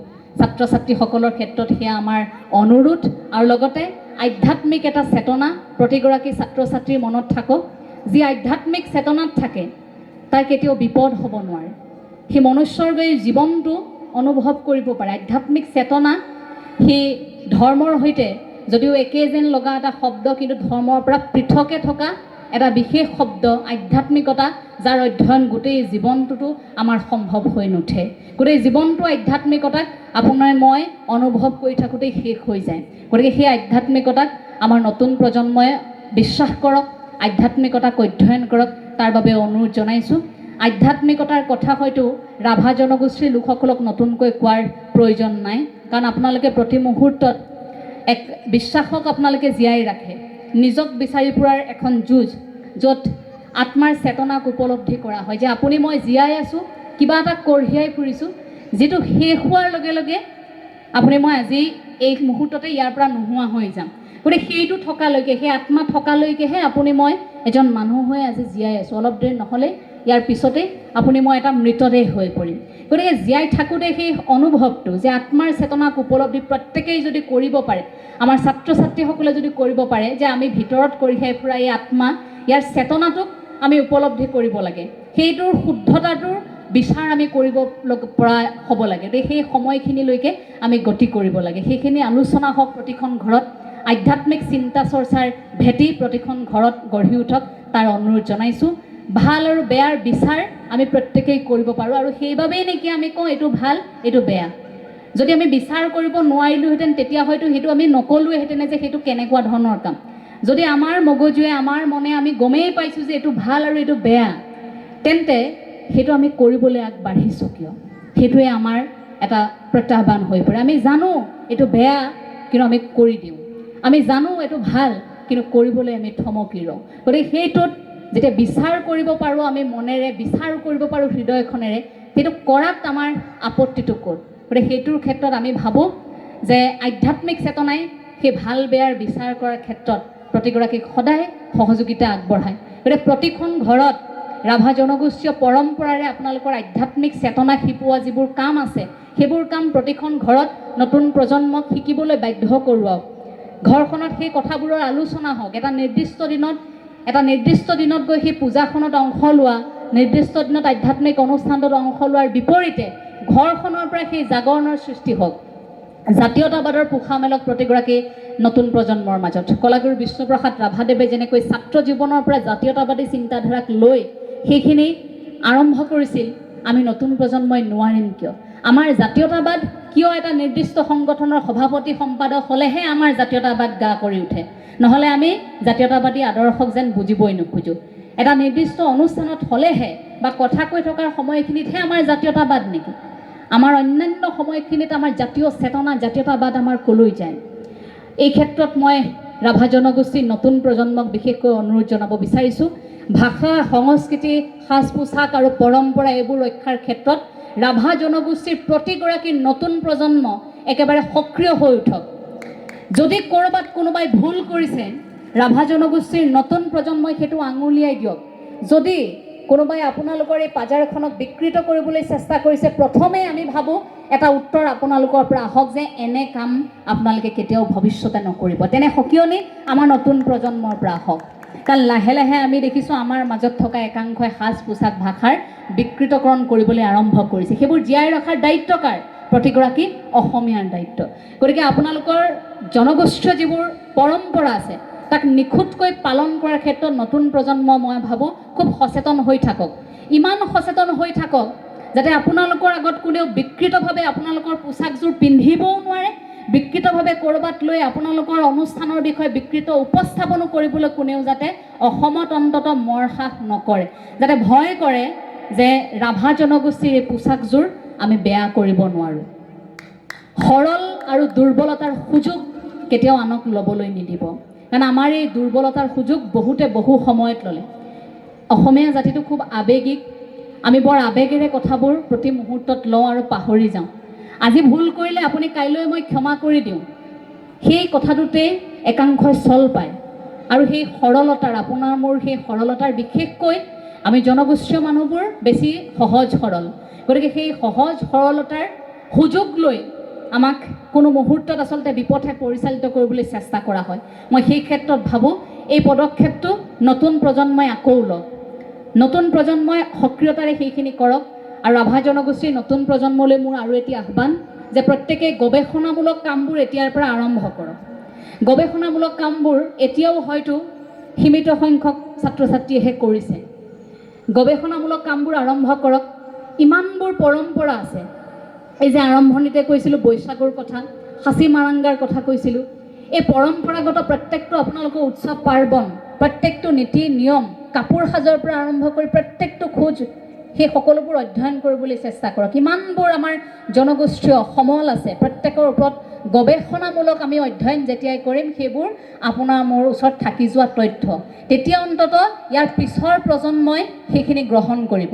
কিন্তু আমি যদি মুখেৰে কৈ থৈ যাওঁ বা এটা দিন অনুষ্ঠান পাতি অনুষ্ঠানৰ মাজতে আমি শেষ কৰি থৈ যাওঁ, ইয়াৰ পিছৰ প্ৰজন্মলৈ কিন্তু সেই কথাবোৰ থাকি নাযাব। গতিকে গৱেষণামূলক কামবোৰ হওক। আজি ইয়ালৈ অহাৰ আগত ইণ্টাৰনেটত চাৰ্চ কৰিছিলোঁ ৰাভা জনগোষ্ঠীৰ বিষয়ে। তাত কিছু তথ্য মই পাইছিলোঁ, খুব ভাল লগাকৈ এই তথ্যসমূহ ইয়াত উপলব্ধ হৈ আছে। কিন্তু আমি বিচাৰোঁ যে এই তথ্যবোৰ আৰু থাকক, ইয়াত তথ্যবোৰ আৰু সন্নিৱিষ্ট হৈ থাকক। কেৱল ৰাভা জনগোষ্ঠীৰে কিয়, প্ৰত্যেকটো জনগোষ্ঠীৰ তথ্য সমল গৱেষণামূলক দৃষ্টিভংগীৰে প্ৰত্যেকেই অধ্যয়ন কৰক। প্ৰত্যেকেই সেই তথ্য সমলবোৰ ইয়াত উপলব্ধ কৰোৱাওক, ইণ্টাৰনেটত উপলব্ধ কৰোৱাওক। আমিতো আজিৰ সময়ত বহু দেখোঁ তেনে ছ'চিয়েল মিডিয়াত খুব সক্ৰিয় হৈ থকা আমাৰ যিসকল ছ'চিয়েল মিডিয়াৰ এতিয়া তথাকথিত ইউটিউবাৰসকল আছে, অথবা অন্যান্য যিসকল লোক আছে যিসকলে ছ'চিয়েল মিডিয়াত কাম কৰে, হাই গাইজ, হেল্ল' গাইজ, আজি এইটো খালোঁ সেইটো খালোঁ, এইবোৰ কৰাতকৈ আমি ভাবোঁ যে জনগোষ্ঠীয় যিখিনি পৰম্পৰা লোকবিশ্বাস এইবোৰো ৰাইজৰ মাজত প্ৰচাৰ প্ৰসাৰ কৰাৰ এইটো এটা অন্যতম মাধ্যম হ'ব পাৰে। গতিকে ৰাভা জনগোষ্ঠীৰ তেনে যদি সামাজিক মাধ্যমত কাম কৰা যুৱক যুৱতী আছে, মোৰ সেই সকললৈ বিনম্ৰ অনুৰোধ যে তেওঁলোকে এই সামাজিক মাধ্যমটোৰ জৰিয়তেও, ই এটা এনেকুৱা এটা মাধ্যম এতিয়া যে আপুনি ছেকেণ্ডতেই বিশ্বলৈ আপোনাৰ বাৰ্তাটো বিয়পাই দিব পাৰিব। গতিকে সেই বাৰ্তাটো বিয়পাই দিয়াৰ ক্ষেত্ৰত আমাৰ এই নতুন প্ৰজন্মই তেনেকৈও ভূমিকা লওক, তেনেকৈ আচলতে সেই পৰম্পৰাক দেখুৱাবলৈ চেষ্টা কৰক, শুদ্ধ ৰূপত প্ৰচাৰ প্ৰসাৰ কৰিবলৈ চেষ্টা কৰক। কাৰণ আমি নিজৰ মাজত সামৰি ৰাখিলে সেইখিনি নিজৰ মাজতে ৰৈ যাব, সেইটো আমি আৰু দূৰলৈ বিয়পাই দিব নোৱাৰিম। গতিকে তথ্যভিত্তিক বিশ্লেষণ, সামাজিক মাধ্যমত ইয়াৰ উচিত ব্যৱহাৰ, সামাজিক মাধ্যমটো যিহেতু আছেই গতিকে আমি তাৰ ব্যৱহাৰ কৰিম। নতুন প্ৰজন্মলৈ সেইখিনি অনুৰোধ, যিসকলে এই ধৰণৰ কামখিনি কৰিছে প্ৰচাৰ প্ৰসাৰৰ ক্ষেত্ৰত আমিও বহুখিনি চেষ্টা কৰি আছোঁ, সেইখিনি মাথো চেষ্টাহে। পৰৱৰ্তী মুহূৰ্তত ৰাভা জনগোষ্ঠীয় পৰম্পৰাক আৰু অধিক প্ৰচাৰ প্ৰসাৰ কৰিম বুলি আজি আপোনালোকৰ সন্মুখত প্ৰতিশ্ৰুতিবদ্ধ হ'লোঁ। আপোনালোকৰ আগত জনালোঁ যে পৰৱৰ্তী মুহূৰ্তত আমি জনগোষ্ঠীয় পৰম্পৰা, লোকবিশ্বাস, ৰীতি নীতিক সম্পূৰ্ণ এক তথ্যভিত্তিক বিশ্লেষণেৰে আমাৰ অসমবাসীৰ আগত ND24ত আমাৰ যিটো অনুষ্ঠান আছে কথন বিক্ষণ, সেই অনুষ্ঠানটিত মই সম্প্ৰচাৰ কৰিম। খুব সুন্দৰকৈ সেই কামখিনি কৰিবলৈ চেষ্টা কৰিম আপোনালোকৰ সহযোগিতাত। আৰু সেই ৰাভা জনগোষ্ঠীক লৈ সেই কামটো কৰিবলৈ পালে মোৰ খুব ভাল লাগিব। যে সাংবাদিক হিচাপে আমিনো কি কৰিব পাৰোঁ সেইখিনি আপোনালোকৰ আগত প্ৰতিশ্ৰুতিবদ্ধ যে আমি এনেকুৱা কিছু কাম কৰিব বিচাৰোঁ যিখিনি কামে আমাৰ জাতিটোক উদ্বুদ্ধ কৰি ৰাখে। গতিকে সেইখিনি কাম কৰিবলৈ সদায় ৰাইজৰ আশীৰ্বাদৰ প্ৰয়োজন হ'ব। আপোনালোকে সেইখিনি আশীৰ্বাদ আমাক দিব বুলি আমি কামনা কৰিছোঁ। অনুষ্ঠান আপোনালোকৰ আৰু আছে, বঁটা বিতৰণী যিহেতু অনুষ্ঠান সকলো সাজু হৈ আছে, গতিকে আৰু বেছি দীঘলীয়া নকৰোঁ। আপোনালোক দূৰ দূৰণিৰ পৰা আহিছে, ইমান হেঁপাহেৰে গোটেই অনুষ্ঠানটিত আপোনালোকে আজি অংশ লৈছে, সেইটো আমাৰ বাবে বৰ ভাল লগা কথা। মই ধন্যবাদ আৰু কৃতজ্ঞতা জনাইছোঁ গাছবাৰী গাঁও কল্যাণ যুৱ সংঘক। কাৰণ গাঁওসমূহত আজিকালি যুৱ সংঘ নোহোৱা হৈছে। যুৱ সংঘ এইবাবে গাঁওসমূহত নোহোৱা হৈছে কাৰণ প্ৰত্যেকে উচ্চ শিক্ষাৰ বাবে গাঁওখন এৰি আঁতৰি যায়। তেনে এগৰাকী হয়তো আমিও নিজৰ গাঁওখনত থাকিব পৰা নাই, আমিও এনেকৈ অৰঙে দৰঙে ঘূৰি ফুৰিছোঁ। আমাৰ গাঁওখনৰো হয়তো তেনেকৈ লাহে লাহে সকলোবোৰ আঁতৰি গৈছে। প্ৰতিখন গাঁৱৰ পৰা আৰম্ভ হোৱা সেই যোৱাৰ এটা সময়ত এই উচ্চ শিক্ষাৰ খাতিৰত যেতিয়া আমি দূৰণিলৈ গুচি যাওঁ তেতিয়া সেই গাঁওখন ক'ৰবাত সেমেকি উঠে। আমি আৰম্ভ কৰা এই অনুষ্ঠানবোৰ লাহে লাহে নোহোৱা হয়। কিন্তু আজি গাছবাৰী গাঁও কল্যাণ যুৱ সংঘই এই নিদৰ্শনটো দাঙি ধৰিছে। মই তাৰ বাবে ধন্যবাদ জনাইছোঁ যে তেখেতসকলে গুৱাহাটী বিশ্ববিদ্যালয়ৰ ছাত্ৰ অভিজিত তেখেতে কৈছে, তেখেতক মই গুৱাহাটী বিশ্ববিদ্যালয়তে লগ পাইছিলোঁ যে উচ্চ শিক্ষা গ্ৰহণ কৰি গাঁওখনলৈ আকৌ উভতি আহিছে। সেইটো আটাইতকৈ ভাল লগা কথা। কাৰণ গাঁৱৰ মানুহৰ মাজত, গ্ৰাম্যাঞ্চলৰ মাজত যি আছে পৃথিৱীৰ আন কোনো প্ৰান্ততে সেয়া নাই। গতিকে নিজৰ মানুহৰ মাজত থাকে কাম কৰাৰ সুকীয়া এক মাদকতা আছে। এই যুৱ সংঘৰ মই দীৰ্ঘায়ু কামনা কৰিছোঁ। এনে অনুষ্ঠানবোৰে গাঁওবোৰ আচলতে ধুনীয়া কৰি ৰাখে। এই যুৱ সংঘ প্ৰতিখন গাঁৱতেই উজলি থাকক। যিবোৰ ঠাইত যুৱ সংঘ জি উঠা নাই সেইসমূহ ঠাইত মই আশা কৰিম যে আকৌ আগৰ দৰে এটা সময় আছিল য'ত যুৱ সংঘ গিজগিজাই থাকিছিল। সন্ধিয়া হোৱাৰ লগে লগে গাঁওসমূহত চৰ্চা হয়, যুৱ সংঘত গাঁৱৰ ডেকাসকল লগ হয়, গীত মাতৰ চৰ্চা হয়, গোটেই কথা বতৰাবোৰ আলোচনা হয়। লাহে লাহে সেই পৰিৱেশবোৰ নোহোৱা হ'ল। সেই অনুষ্ঠানবোৰ লাহে লাহে নোহোৱা হৈ এতিয়া কেনেধৰণৰ এটা খাম খেয়ালি পৰিৱেশ আপোনালোক প্ৰত্যেকেই জানে। মই নতুনকৈ আকৌ সেইবোৰ কোৱাৰ হয়তো প্ৰয়োজনেই নাই, আপোনালোকে দেখিছেই সেই পৰিৱেশবোৰ কেনেকুৱা। গতিকে সেইবোৰে সমাজখন কিমান ধুনীয়া কৰি ৰাখিছিল সেইখিনি অনুভৱ কৰিব পাৰি। আজি গাছবাৰী গাঁও কল্যাণ যুৱ সংঘই যিটো পদক্ষেপ হাতত লৈছে, ইমান বছৰে কলাগুৰু বিষ্ণুপ্ৰসাদ ৰাভাদেৱৰ এই ৰাভা দিৱসটি উদযাপন কৰিছে, বিশ্ব ৰাভা দিৱসটি, তাৰ বাবে মই কৃতজ্ঞতা জ্ঞাপন কৰিছোঁ। আৰু অন্যান্য যিবোৰ পদক্ষেপ গ্ৰহণ কৰিছে তাৰ বাবেও ধন্যবাদ। সভাত উপস্থিত থকা প্ৰতিগৰাকী জ্যেষ্ঠ সকলোৰে শ্ৰীচৰণত মই সেৱা জনাইছোঁ। আপোনালোক সকলো কুশলে থাকক, সকলো সদায় মানসিকভাৱে শক্তিশালী হৈ থাকক। মই প্ৰতিখন মঞ্চত কওঁ যে শৰীৰটোৰ বিশালতাই আমাক মনুষ্য হিচাপে পূৰ্ণতা দিব নোৱাৰে, মানসিক আৰু আধ্যাত্মিক শক্তিৰ বিশালতা আমাক প্ৰয়োজন হ'ব। আমি খোজে পতে উজুতি খাওঁ, মানসিকভাৱে দুৰ্বল হওঁ, তেতিয়াই আমি হয়তো হতাশাত পৰোঁ যে আৰু আমাৰ দ্বাৰা নহ'ব। অৰ্জুন যেতিয়া মানসিকভাৱে ভাঙি পৰিছিল তেতিয়া অৰ্জুনক ভগৱান শ্ৰীকৃষ্ণই তুলি ধৰি সেই উপদেশ দিছিল যাক আমি গীতা, শ্ৰীমদ ভাগৱত গীতা বা গীতাৰ মনোবিজ্ঞান বুলি আজি আমি সমগ্ৰই স্বীকাৰ কৰোঁ।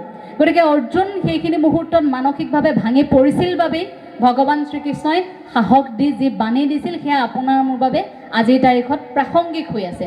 গতিকে আপুনি মই দুৰ্বলতাত যদি কেতিয়াবা ৰৈ পৰোঁ, মানসিকভাৱে যদি আপুনি মই কেতিয়াবা ভাঙি পৰোঁ, তেন্তে আপুনি মই কিয় ভাবিম যে ঈশ্বৰ আপোনাৰ মোৰ সৈতে নাই? আপোনাৰ মোৰ সৈতে ঈশ্বৰ হয়তো প্ৰতি মুহূৰ্তত সদায় থাকিব।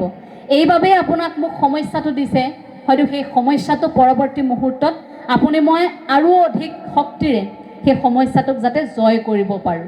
গতিকে মানসিকভাৱে আমাৰ এই অসমীয়া সমাজখন ইমান শক্তিশালী হৈ থাকক যাতে কোনো ধৰণৰ সমস্যাই আপোনাক মোক শেষ কৰি দিব নোৱাৰে। সমস্যাটোৰ বাবে ঈশ্বৰে যদি আগবঢ়াই দিছে তেন্তে ভাবিব যে ইমানবোৰ মানুহৰ মাজত ঈশ্বৰে আপোনাকহে নিৰ্বাচন কৰিছে। এইবাবেই নিৰ্বাচন কৰিছে ঈশ্বৰে যে ঈশ্বৰে ভাবিছে যে এইখিনি কষ্ট এওঁ গ্ৰহণ কৰিব পাৰিব আৰু এইখিনি কষ্টৰ পাছত এই মানুহজন ইমানখিনি শক্তিশালী হৈ উঠিব। আৰু সেইবাবে আপোনাক মোক সেইখিনি তেনেকৈ দিছে যে সকলো যিহেতু আমি সমান নহয়, সেইধৰণে আমি পাঁচোটা আঙুলি যেনেকৈ সমান নহয়, ঠিক পৃথকতাৰ মাজেৰে কিন্তু মনৰ অমিল নোহোৱাকৈ, মতবিৰোধ আছে আমাৰ মাজত, স্বাভাৱিক কথা থাকিব, কিন্তু মনৰ অমিল নোহোৱাকৈ মানসিকভাৱে শক্তিশালী হৈ আমি এই পৃথিৱীত নিজৰ জাতিটোক জীয়াই ৰাখিবলৈ অহৰহ কষ্ট কৰি যাম। তাৰ প্ৰতি আমি প্ৰতিগৰাকী অসমীয়া প্ৰতিশ্ৰুতিবদ্ধ। আপোনালোক সকলোলৈকে শ্ৰদ্ধা জনাই আমাৰ ক'বলগীয়া দুআষাৰ আমি ইমানতে সামৰণি মাৰিছোঁ। সকলো ভালে থাকক। ধন্যবাদ। জয় আই অসম। Thank you. এয়া আছিল এঞ্জেলা চাংমাৰ বৃষ্টিৰাভা দিৱস উপলক্ষে কিছু বক্তব্য মোৰ ব্লগছৰ তৰফৰ পৰা আপোনালোকলৈ বুলি আগবঢ়ালোঁ। Thank U.